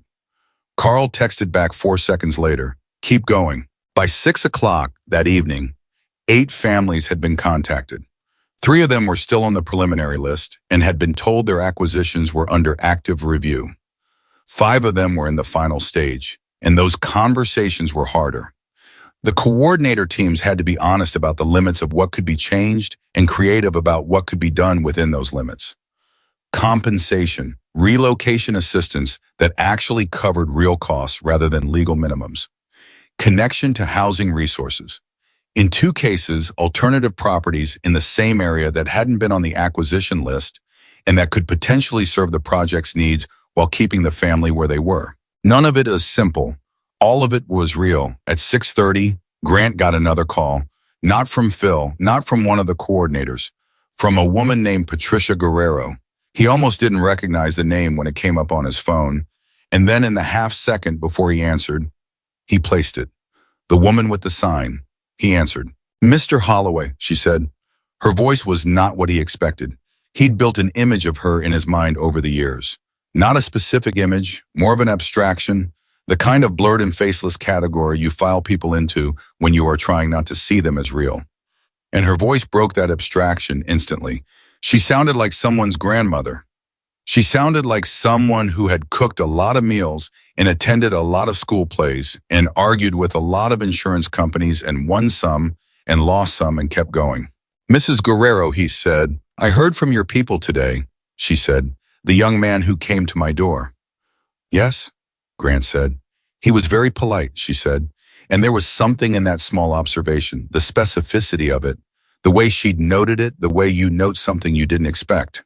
That told him more about what her experience of this process had been before today than anything else could have. I'm glad, Grant said. He told me things are being reviewed, she said. He told me someone would be in touch. A pause. I've heard that kind of thing before, Mr. Holloway. I had a lot of people tell me things were being reviewed, things were being considered. Someone would be in touch. Her voice was level, not angry, tired in the way that someone gets tired not from one thing, but from many things over a long period. You understand why I'm calling to hear it from you directly. I do, Grant said, and you're right to. So tell me, she said, not the young man from your office. You, what does this actually mean for my house? Grant took a breath. It means, he said, that I made decisions about your property without knowing enough about what I was actually deciding. It means that is being corrected. It means that nothing further is going to happen with your property without a direct conversation with you first. It means, he stopped, then said the thing that was hardest to say, not because it was complicated, but because it was simple and required him to take full responsibility for something without softening it. It means I'm sorry for what you've been through in the last several weeks, for the sign you had to make, for feeling like the only option you had was to stand in front of your own house and hold a piece of cardboard because nobody was listening. He paused. Someone is listening now. A long silence. Well, Patricia Guerrero said. Grant waited. My daughter says I'm too quick to give people the benefit of the doubt, Patricia said. She says I've been that way my whole life, and it's gotten me into trouble. She may be right, Grant said. She's usually right, Patricia said. But I'm 61 years old, and I've been giving people the benefit of the doubt for that long, and I'm not going to stop now. A pause. You come and see me, Mr. Holloway. You come and sit in my house, and you look at my garden, and you meet my grandchildren. And then you tell me what your plans are, to my face. When? Grant said. Sunday, Patricia said, 2 o'clock. I'll make tamales. He almost said he didn't want to impose. He stopped himself, because that would have been the old response, the deflection, the professional courtesy that keeps distance in place and calls it politeness. Instead, he said, I'll be there. Good, she said. She hung up. Grant sat in his office with his phone in his lap and the early evening light coming through the window and the particular quality of exhaustion. That is not the exhaustion of running out of energy, but of using it on something that actually matters. His desk looked different. That was the only way he could think to describe it. The same desk, the same objects on it, the same organized evidence of a professional life. But it looked different because he was looking at it differently, because he was, for the first time in a long time, a different person sitting at it. He thought about Emma. I thought about her sitting at a window booth with a book, waiting for her husband, not looking for a confrontation, not expecting anything more complicated from the evening than what the evening had promised. He thought about the patience of that, the specific kind of patience that allows a person to be exactly where they are, exactly who they are, without needing the room to reflect it back. He picked up his phone one more time. He had gotten her number from Victor, who had given it without asking why. He had been carrying it for 20 hours without using it. He looked at it now. He typed a message, short, direct. Mrs. Callahan, I want you to know that 31 preliminary families were contacted today. 8 conversations have happened. 3 properties are being removed from the project. I am meeting personally with Eleanor Marsh on Saturday and Patricia Guerrero on Sunday. There is more work to do, and I don't expect any credit for the beginning of it. I just wanted you to know that the beginning happened. Grant Holloway. He stared at it for a moment. Then he sent it. The response came 4 minutes later. 4 words. Don't stop at the beginning. He read it twice. Set his phone down. Stood up from the desk that looked different now, in the office of a company that was going to look different now, and walked to the window and stood there for a long time, not thinking about timelines or financing or what the board was going to say next week. Thinking about Saturday, about a woman who had taught him to ride a bike in a driveway on Dunbar Street, about Sunday, about tamales, about the specific, enormous, terrifying freedom of a person who has decided to stop running and start moving towards something instead. And about 4 words that felt, in the particular silence of that office at the end of that extraordinary day, like the most useful instruction he had ever received. Don't stop at the beginning. He drove to Dunbar Street on a Saturday morning in November with a box of pastries from a bakery he had passed on the way and no plan beyond showing up and telling the truth. That was the thing about the last several weeks that had surprised him most. Not the financial complexity of restructuring a 62-property development project. Not the board negotiations, not the partner withdrawals, not the legal architecture required to reopen what his attorneys kept gently reminding him were executed and binding contracts. All of that had been brutal in the way that hard business problems are brutal, exhausting, grinding, expensive, the kind of work that leaves you hollowed out at the end of a day. But he'd done hard business problems before. He knew how to hold that kind of difficulty. What surprised him was how simple the human part was. Not easy, simple. There was a difference that he was only beginning to understand. Easy meant it didn't cost you anything. Simple meant you knew exactly what was required. Showing up, telling the truth, sitting with someone's reality long enough to actually understand it, staying in the room when the room was uncomfortable. These things were not easy, but they were at their core completely simple. And for a man who had spent 2 decades building elaborate professional systems designed to maintain distance between his decisions and their human consequences, the simplicity was almost disorienting. He found Eleanor Marsh's house without difficulty. Some things your body remembers even when your mind has spent 30 years looking the other direction. He parked at the curb and sat for a moment. He thought about the last time he'd been on this street. He'd been 12 years old, packed into the back of his father's car with his brother and 2 garbage bags of their belongings, driving away from the house they could no longer afford to keep. He remembered looking back through the rear window. He didn't remember if Eleanor had been standing on her porch watching them go. He thought maybe she had. He thought he had probably looked away first. He got out of the car and carried the pastry box to the front door and knocked. She answered before he had time to do anything with his hands. Eleanor Marsh was 73 years old, and she was exactly what the voice on the phone had suggested. A woman who had lived fully and without apology, who wore her age as something that had been earned rather than accumulated. She was small, maybe 5'2", with white hair cut short and eyes that were very dark and very direct. The eyes of someone who has been watching people for a long time and has become accurate at what she sees. She looked at him. He looked at her. "Well," she said, "you got your father's jaw." He laughed before he could stop himself. The same laugh from the phone call, the real kind, the kind that comes from somewhere below the professional surface. "I've been told that," he said. "Come inside," and she said, "I made too much food." She said it exactly the way Victor had told him she used to say it 40 years ago when she brought meals to his family. "I made too much food." The same words of the teachers.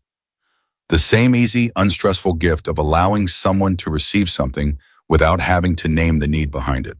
He went inside. The meal she had made was not too much. It was exactly enough, the kind of meal that takes time and intention and that says, without words, that the person sitting across from you was worth that time. They ate at her kitchen table and she asked him about his life, not the business life, not the Grant Holloway of the Phoenix development scene, but his actual life. Did he have children? What did he do on Sundays? Was he happy? That last one stopped him. She asked it so directly, so without ceremony, the way an older woman who has earned the right to ask direct questions asks them. "I'm working on it," he said. She nodded as if that was exactly the right answer. "That's all anyone can do," she said. "Work on it." After lunch, she showed him the garden. He didn't need to see it, but she wanted to show it, and he understood that the garden was not just a garden, it was evidence. Evidence of a life lived in a specific place with specific attention and care. Evidence of what it meant to tend something over years, to make choices that only pay off slowly, to believe in next spring even when you're standing in November. He stood with her and looked at it. "I want to tell you something," he said. "You don't have to," she said. "The letter was withdrawn. The property is off the list. You don't owe me an explanation." "I know I don't," he said. "I want to give you one anyway." She looked at him with those direct, accurate eyes. "I built something," he said, "a company, a whole way of operating. And I built it, I think, out of fear. Fear of going back to what we were. Fear of the back seat of that car on Dunbar Street with 2 garbage bags." He stopped. "And the thing about building out of fear is that you don't realize what you're building toward until someone makes you look at it." He paused. "Someone made me look at it."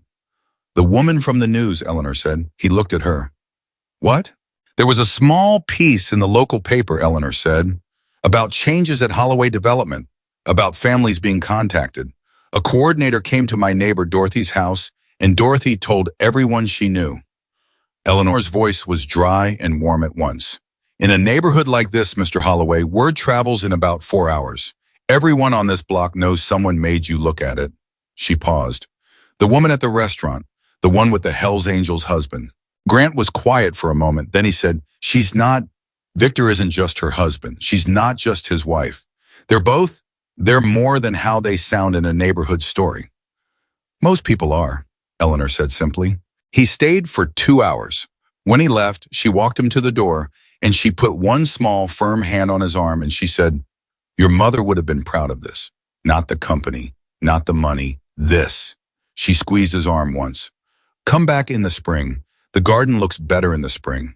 He drove to Patricia Guerrero's house on Sunday with no pastries and no prepared remarks and sat at her kitchen table and met her daughter Rosa, who was 34 and fiercely protective, and who looked at Grant Holloway for the first 30 minutes of his visit like someone who has been promised things before and has learned to hold that experience close and useful. Rosa had her mother's directness, but with more edges, the edges that come from watching someone you love go through something hard and feeling powerless to stop it. The tamales were extraordinary. Grant told her so and meant it, and Rosa, who had made them, looked at him with slightly less edge for approximately 30 seconds before recalibrating. I want to ask you something, Rosa said about 40 minutes in, when the food was mostly gone and the conversation had moved through the practical update on the acquisition. The property was being removed from the project scope entirely. An alternative configuration had been found that made the development work without touching any of the residential properties on Patricia's block, and into something more personal. Go ahead, Grant said. Why are you here? Rosa said. Personally, you could have sent another coordinator. You could have had your lawyers write a letter. The legal work is done. The acquisition is off the table. So why are you sitting in my mother's kitchen on a Sunday eating her tamales? Grant looked at Rosa. He recognized what he was looking at, the precision of her skepticism, the intelligence of it, the way it was protecting something real. He recognized it because he had used something very similar in reverse for most of his adult professional life. He had used efficiency and distance and institutional process the same way Rosa was using her directness, to keep things from getting close enough to cost him something. Because I said things about your mother, Grant said. Specific things. In a room full of people, I talked about her like she was a symbol of something inconvenient, like she and her sign were a punchline. He held Rosa's gaze. And she wasn't. She isn't. She's a person who has been in her house for 30 years, and who planted a garden, and who makes the best tamales I have ever eaten, and who was right to stand on her porch with a sign because nobody was treating her like a person. He paused. I wanted to sit in the house that I almost took and eat the food that the person I almost displaced made, and look her daughter in the eye and say that directly, because it deserved to be said directly. Rosa stared at him. Patricia, across the table, said nothing. She was watching Rosa, waiting. Rosa looked at her mother, then back at Grant. Something in her face moved, not softening exactly, not the dissolution of the protective edge, but a reconfiguration of it.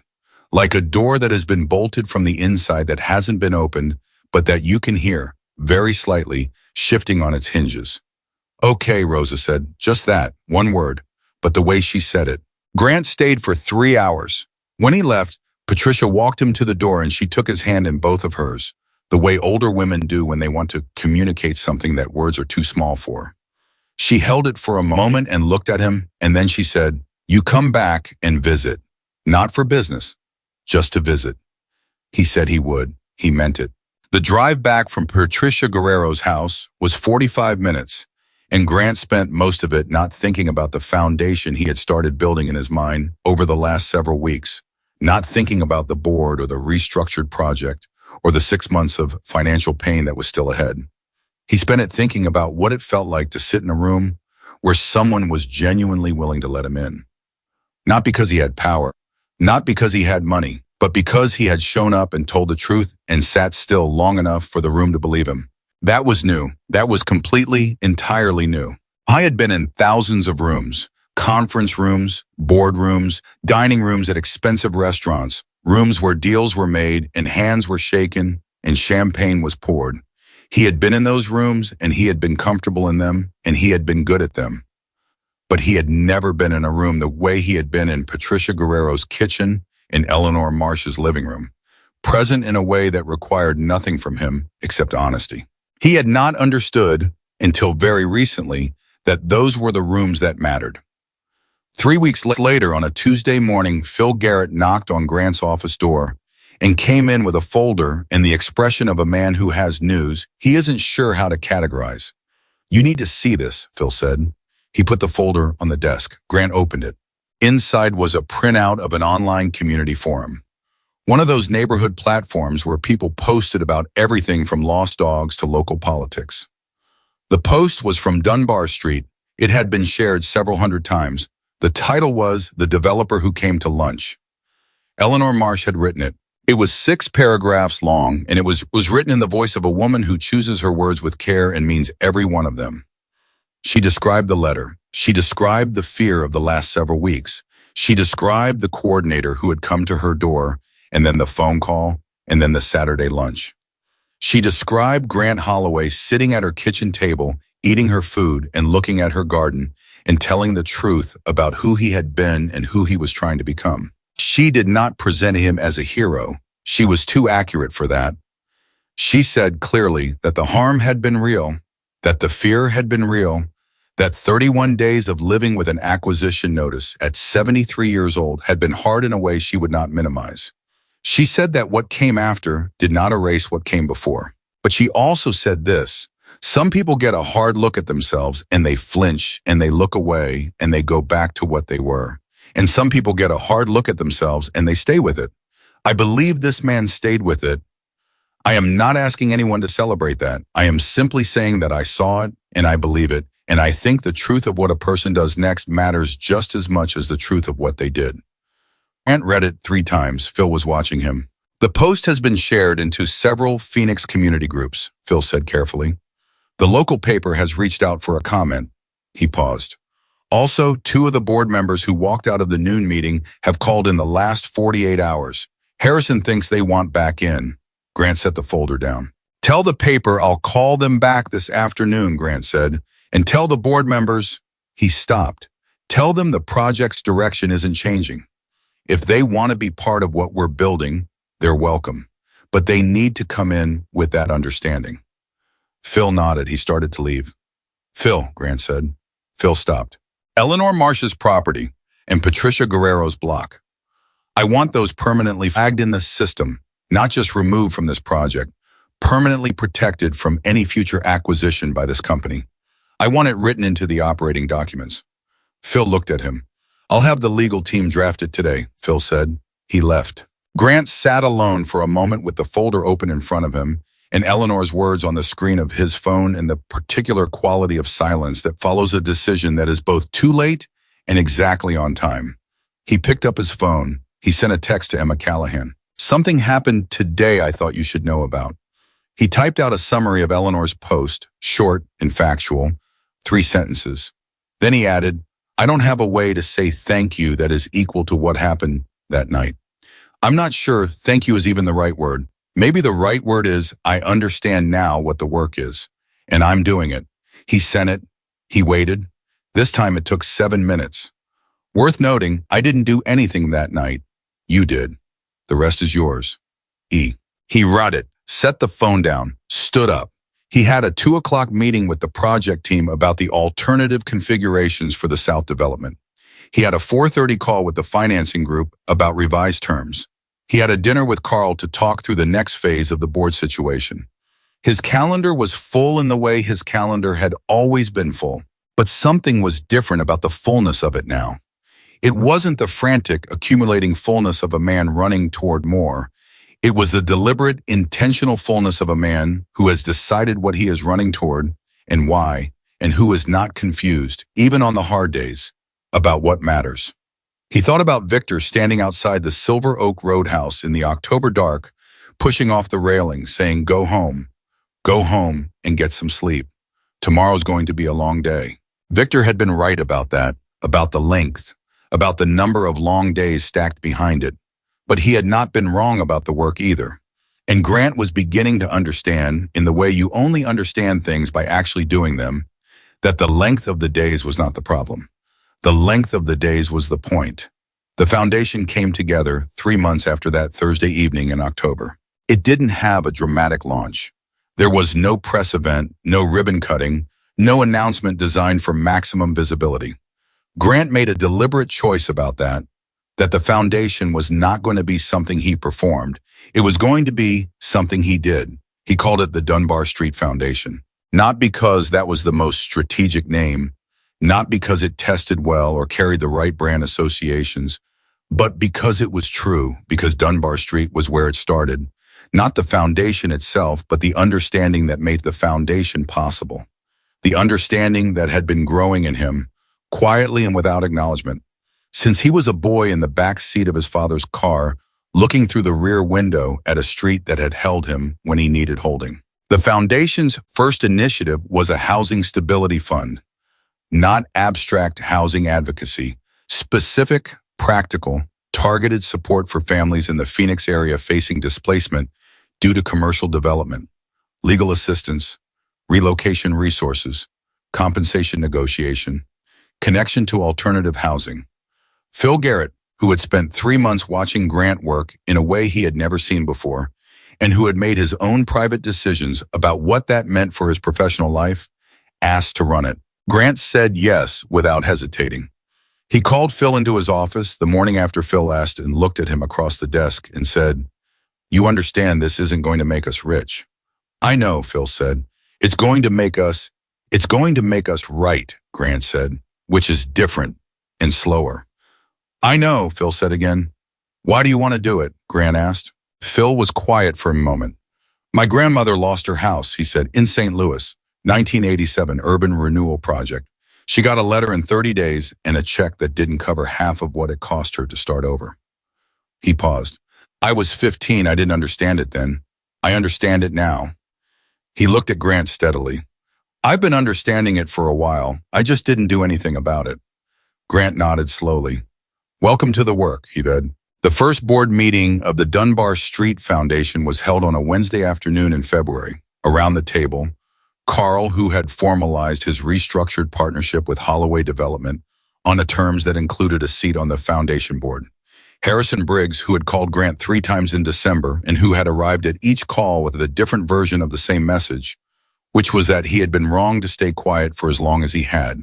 Phil Garrett, 2 representatives from the South Phoenix community organizations that the foundation was partnering with. A housing attorney named Sandra Okafor, who had been fighting displacement cases in Phoenix for 12 years, and who had agreed to join the board with the directness of someone who has heard a lot of promises and has learned to evaluate them by what happens next, rather than by how they sound. And Eleanor Marsh, who had agreed to serve as a community advisor when Grant called her in January, and who had said, in her precise and unsentimental way, "I'll do it on one condition." "What's the condition?" Grant had said. "Don't make it a show," she'd said. "Don't make it something you put in press releases and give speeches about. Do the work and let the work speak." "That's the plan," Grant had said. "Then yes," she'd said, "I'll do it."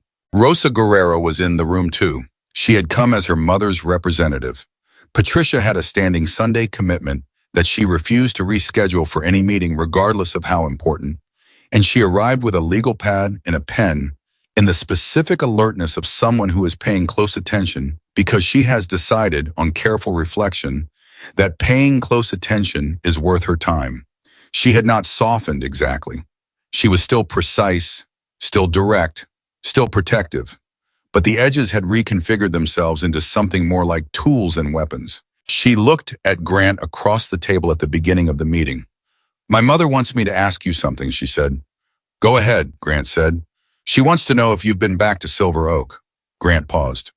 "Not yet," he said. "She thinks you should go," Rosa said. "She thinks you should go back and eat dinner there and be a regular person and let it be ordinary." Rosa paused. "She says you can't spend the rest of your life treating that night like it was sacred. She says it was just a Thursday." The room absorbed that. Grant looked at his hands on the table. "Tell her I'll go this week," he said. "She'll want to know what you ordered," Rosa said. "I'll text her," Grant said. Something moved through Rosa's face. Not quite a smile, but the shape of one, the intention of one, the direction of one. It was the most significant thing her face had done in his presence, and he noted it without making a production of it, the way you note something that matters by letting it simply be there. The meeting ran 2.5 hours. It was not a ceremonial meeting. It was a working meeting, the kind where real disagreements happened. Sandra Okafor had strong views about the scope of the legal assistance program that put her in direct tension with the budget framework Phil had proposed, and they went back and forth about it for 40 minutes with the productive friction of two people who both care intensely about the same outcome and are coming at it from different angles. Eleanor Marsh asked 3 questions during the meeting, each one short, each one precise, each one arriving at the exact place where something important was either clear or not yet clear. Carl talked through the financial structure with the fluency of a man who has done serious math overnight and knows where the load-bearing walls are. Grant mostly listened. That was new too. For most of his professional life, Grant Holloway had been the person who talked, who ran rooms, who established direction and set tone and expected everyone else to align themselves around the current he generated. He had been, in the language of boardrooms and conference calls, a presence. And being a presence required talking, performing, projecting. Listening was different. Listening was what you did when you understood that you were not the most important thing in the room. When you understood that the room contained people who knew things you didn't, who had seen things you hadn't, who were there not because you had summoned them, but because they had decided on their own terms and for their own reasons that this was worth their time. When you understood that your job in that room was not to lead, but to hold, to create the conditions in which the people who knew things could actually use what they knew. I was getting better at it. He went to Silver Oak on Thursday. He arrived at 6:30, the same time he had arrived that October evening. He took the same table, not the corner table, the window table where Emma had sat. He ordered the same as he always had, because he didn't need to make a statement. He sat down. He opened nothing. He didn't have a phone call to make or a document to review or a deal to close. He just sat. Maria came over. She looked at him for a moment. Hi, Shishem.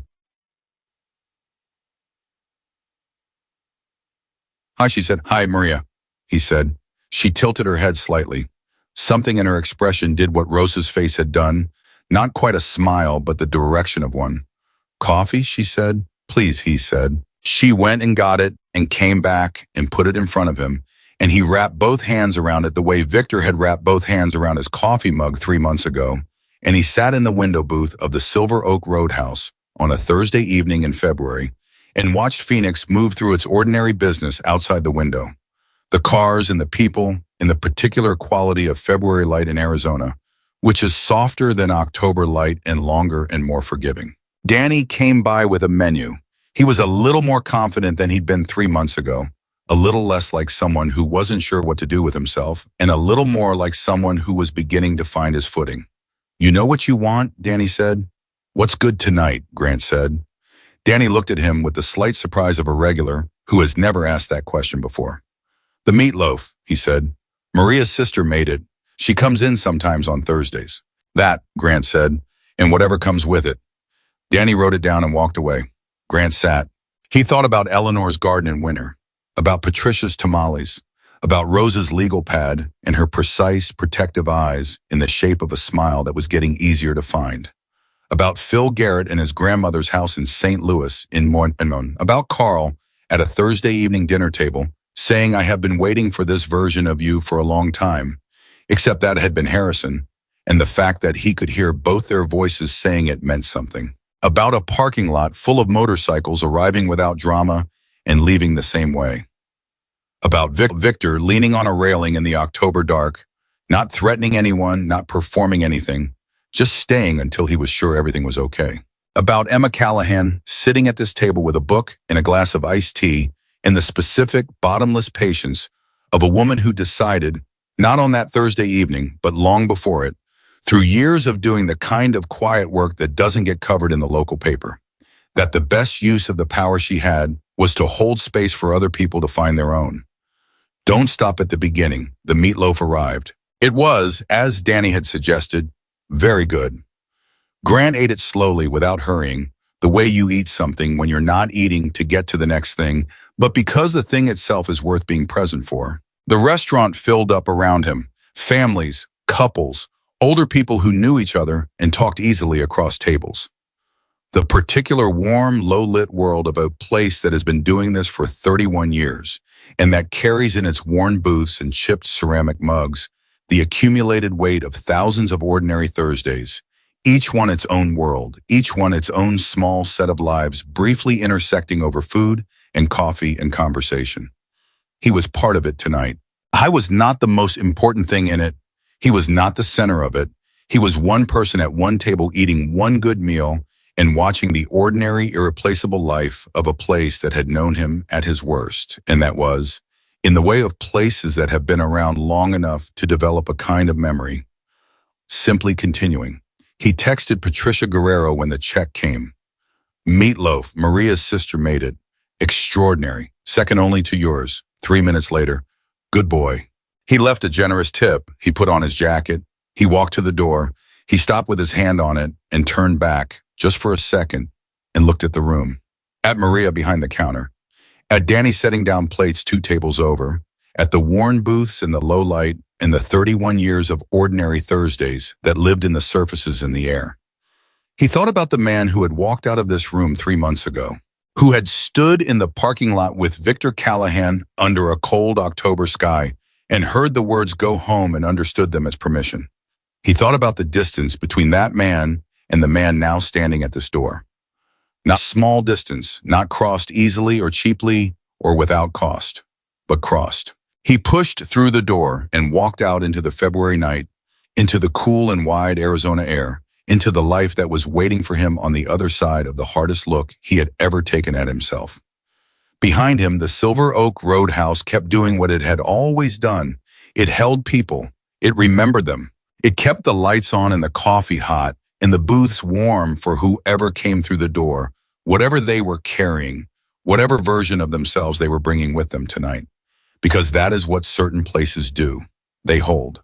And some of the people they hold carry that holding forward, out into the world, into other rooms and other lives. A Saturday lunch, a Sunday table, a foundation bearing the name of a street that once held a frightened boy who grew into a man who finally, years and miles and damage later, found his way back to himself. Some people get a hard look at themselves and they flinch. They look away, they go back to what they were. And some people get a hard look at themselves and they stay with it. They make the call, they drive to Dunbar Street, they eat the tamales, they sit in the room and listen and do the work and keep doing it long after the night that started has become just a story people tell. Grant Holloway stayed with it. That is the whole of what there is to say, and it is enough. 2 months after the Dunbar Street Foundation opened its doors, Grant received a phone call he wasn't expecting. Unknown number, Phoenix area code, he answered. Mr. Holloway, a man's voice. Middle-aged, the voice of someone who had rehearsed this call and was still finding it harder than the rehearsal. My name is Robert Daines. I'm a partner in a commercial development project on the east side of Phoenix. I read about your foundation, about what you did with the South Project. He paused. I'm looking at a similar situation. 58 families, most of them elderly or working class, and I'm sitting here looking at this acquisition list and He stopped, didn't finish the sentence. Grant sat forward. Can you come to my office? Grant said. Tomorrow morning, 8 o'clock. A silence, then, yes. Grant ended the call. He sat for a moment with the phone in his hand. Then he called Phil. Phil, 8 o'clock tomorrow. I need you there. Someone needs to talk. Phil said, I'll be there. He called Carl. Carl said, 8 o'clock, done. He looked out the window at Phoenix moving through a slow April afternoon. The light long and golden. The kind of light you only notice when you are actually looking rather than just passing through. He typed a message to Emma Callahan. Someone called me today. They're standing exactly where I was standing. They need help finding the way out. I told them to come in. He sent it. Emma replied within 3 minutes. So it's starting to move outward. Grant read it twice. Then he typed back. How long does it take for a person to actually change? This time Emma was sore. 6 minutes. Maybe she was somewhere else, doing something else. Living the life that he was only beginning to understand was as wide and quiet and full of real work as it had always appeared. When the message came, it was short, the way her messages always were. As long as it takes, as long as they don't stop. Grant read it, set the phone down flat on the desk. He leaned back in his chair, the chair behind the desk in the room that looked different now, in the company that was becoming different now, in the life of a man who was, day by day, imperfectly and slowly and genuinely, becoming different too. I thought about Robert Daines, whoever he was, sitting somewhere on the east side of Phoenix with a list of 58 names in front of him and something shifting in his chest that he didn't have a word for yet. The specific discomfort of a man who is beginning to understand what his decisions look like from the other end. The specific fear of someone standing at the edge of a hard look at himself, not yet sure whether he has the strength to hold it. Grant knew that feeling. I knew it precisely, the way you know something that has been inside your own body. He knew what it needed, not judgment, not punishment, not someone to make him afraid. It needed someone who had been there to say, I know where you're standing. I know what it costs. Come in, sit down. Let's figure out what happens next. That was the work. That was what Emma had known from the beginning, that the real work was never the confrontation. It was never the motorcycles in the parking lot, or the documents on the table, or the silence that fell over a restaurant full of people holding their breath. Those things were necessary sometimes. Sometimes the only way to make a person look is to remove every other option. But the confrontation was just the door. What mattered was what happened after you walked through it, what you chose to build in the space that the honesty opened up. Grant Holloway had been building in that space for 5 months now. 5 months of long days and hard meetings and financial pain and conversations that cost him something real. 5 months of sitting across from the people he had wronged and staying in the room until the room believed him. 5 months of listening more than he talked, of learning the names before he learned the numbers, of letting the work be what it was rather than what it looked like. It was the hardest 5 months of his professional life. It was also the first 5 months of his professional life that he was proud of. He stood up from the desk. I went to the window and stood there looking out at the city, Phoenix in April, wide and warm and full of people going about the business of their lives. Driving home, picking up children, stopping for groceries, sitting on front porches in the early evening light. 62 families on a South Side acquisition list who were, most of them, still in their homes. 3 properties that had been removed entirely. 22 families in the final acquisition stage who had been met in person, whose compensation had been renegotiated with genuine effort, whose relocation had been handled with the specificity and care of people who mattered, rather than the brisk efficiency of a legal process doing its minimum. Not everything had been fixed. He was honest about that, always, because Emma had told him to be, and because he understood now that honesty about the limits of what you could do was just as important as doing it. Some of the 31 final contracts had been too far along to reverse. Some families had already left. Some damage could not be undone by a foundation or a phone call or a Saturday lunch. He carried that. I was supposed to carry it. That was part of the work too. Not dissolving the guilt into action until you couldn't feel it anymore, but holding it alongside the action, letting it stay specific and real, letting it remind you every morning why the work mattered and why you couldn't stop. His phone buzzed on the desk. He walked back and looked at it. A text from Rosa Guerrero. My mother wants to know if you're coming to Sunday dinner this week. She made too much food. Again, apparently this is a permanent condition. Grant read it, and then something happened on his face that had been happening more often lately, quietly and without announcement. The way certain things return to a person who has stopped running from them. He smiled. He typed back, tell her I'll bring the pastries. And tell her I said she never actually makes too much food. She makes exactly the right amount. She just wants company. Rosa's response came 40 seconds later. She says you're getting smarter. He set the phone down. He thought about Sunday, about Patricia's kitchen table, and the particular quality of being welcome somewhere not because of what you represented or what you could offer, but simply because you had shown up honestly and kept showing up. He thought about Eleanor Marsh's garden, which she had told him on the phone last week was beginning to show the first signs of spring. Small and green and entirely certain of itself. The way things are when they have been tended properly through the cold. I thought about Victor Callahan leaning on a railing in the October dark, saying go home.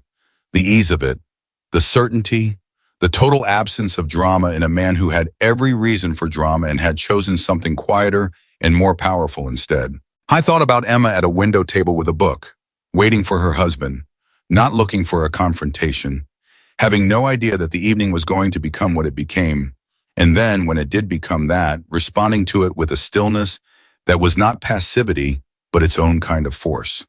The force of a person who knows exactly who they are and what they value and does not require the room's confirmation of either. He thought about 6 words. Come to Silver Oak, bring everyone. 6 words that had not been a threat, had not been a cry for help, had been an invitation to honesty, to accountability, to the hard and necessary work of looking at yourself clearly and deciding what you were going to do about what you saw. She had extended that invitation to a man who had poured his drink over her jacket and walked away laughing. She had done it anyway, because she believed, not blindly, not without evidence, but as a considered judgment based on what she had seen in 30 years of paying attention to people, that he was capable of being better than he had been that night. That belief had cost her something. It had required her to extend grace to someone who had not earned it, and it had come with no guarantee of return, no certainty that Grant Holloway would walk out of the Silver Oak Roadhouse and make the calls and drive to Dunbar Street and sit at the kitchen tables and do the work. He might not have. He might have been a different kind of man than she thought he was. But he hadn't been, and she had been right. And the rightness of it, the specific, particular rightness of a person who extends grace on accurate judgment and is proven correct, was something Grant thought about often, not because it made him feel good about himself, but because it reminded him of what was possible, because it showed him, in the clearest possible terms, what it looked like to use the power you had in a way that created more of it rather than consuming it. You did not become more powerful by making people fear you. Yao became more powerful by making people capable, by holding a door open that you could have slammed shut, by sitting down across from someone who had wronged you and saying, here is the truth, here is what it cost, here is what you can do about it, and then leaving them with the choice. That was what Emma had done. And Grant Holloway, sitting in an office that looked different now, in a company that was becoming something different now, on the eve of a morning when he would sit across from a man named Robert Daines and offer him the same door that had once been offered to him, Grant understood, in the complete and settled way that you understand something you have lived rather than something you have only been told, exactly what it meant. True power is not making people afraid of you. True power is having the clarity to see what a person could become and the courage to hold space for them to get there. Emma Callahan had known that long before a Thursday evening in October. Victor had known it when he sat down across from a frightened, arrogant man and ordered coffee. Eleanor Marsh had known it in a driveway on Dunbar Street on a Saturday afternoon 40 years ago, teaching a boy to ride a bike because someone needed to and she was there. Patricia Guerrero had known it when she stood in front of her house with a handwritten sign, not because she thought it would say anything, but because she refused to let her life be taken from her without bearing witness to it herself, and Grant Holloway knew it now.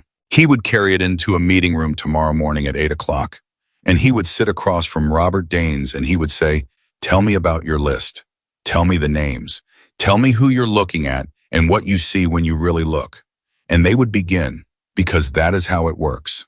Not in dramatic nights in parking lots full of motorcycles, though sometimes it takes those things to open the door. But in the days after, in the early mornings, in the long phone calls, in the kitchen tables, in the gardens, in the tamales, in the ordinary Thursdays, at a diner that has been holding people for 31 years and will keep holding them long after this particular story has become just one of the many it carries in its walls. In the quiet, unglamorous, essential work of a person who looked at himself honestly and decided that the looking was not enough, that what came after the looking was everything. Grant Holloway stayed with it. He kept going. And that, in the end, was the whole of the story. Not the night it started, but the life it built.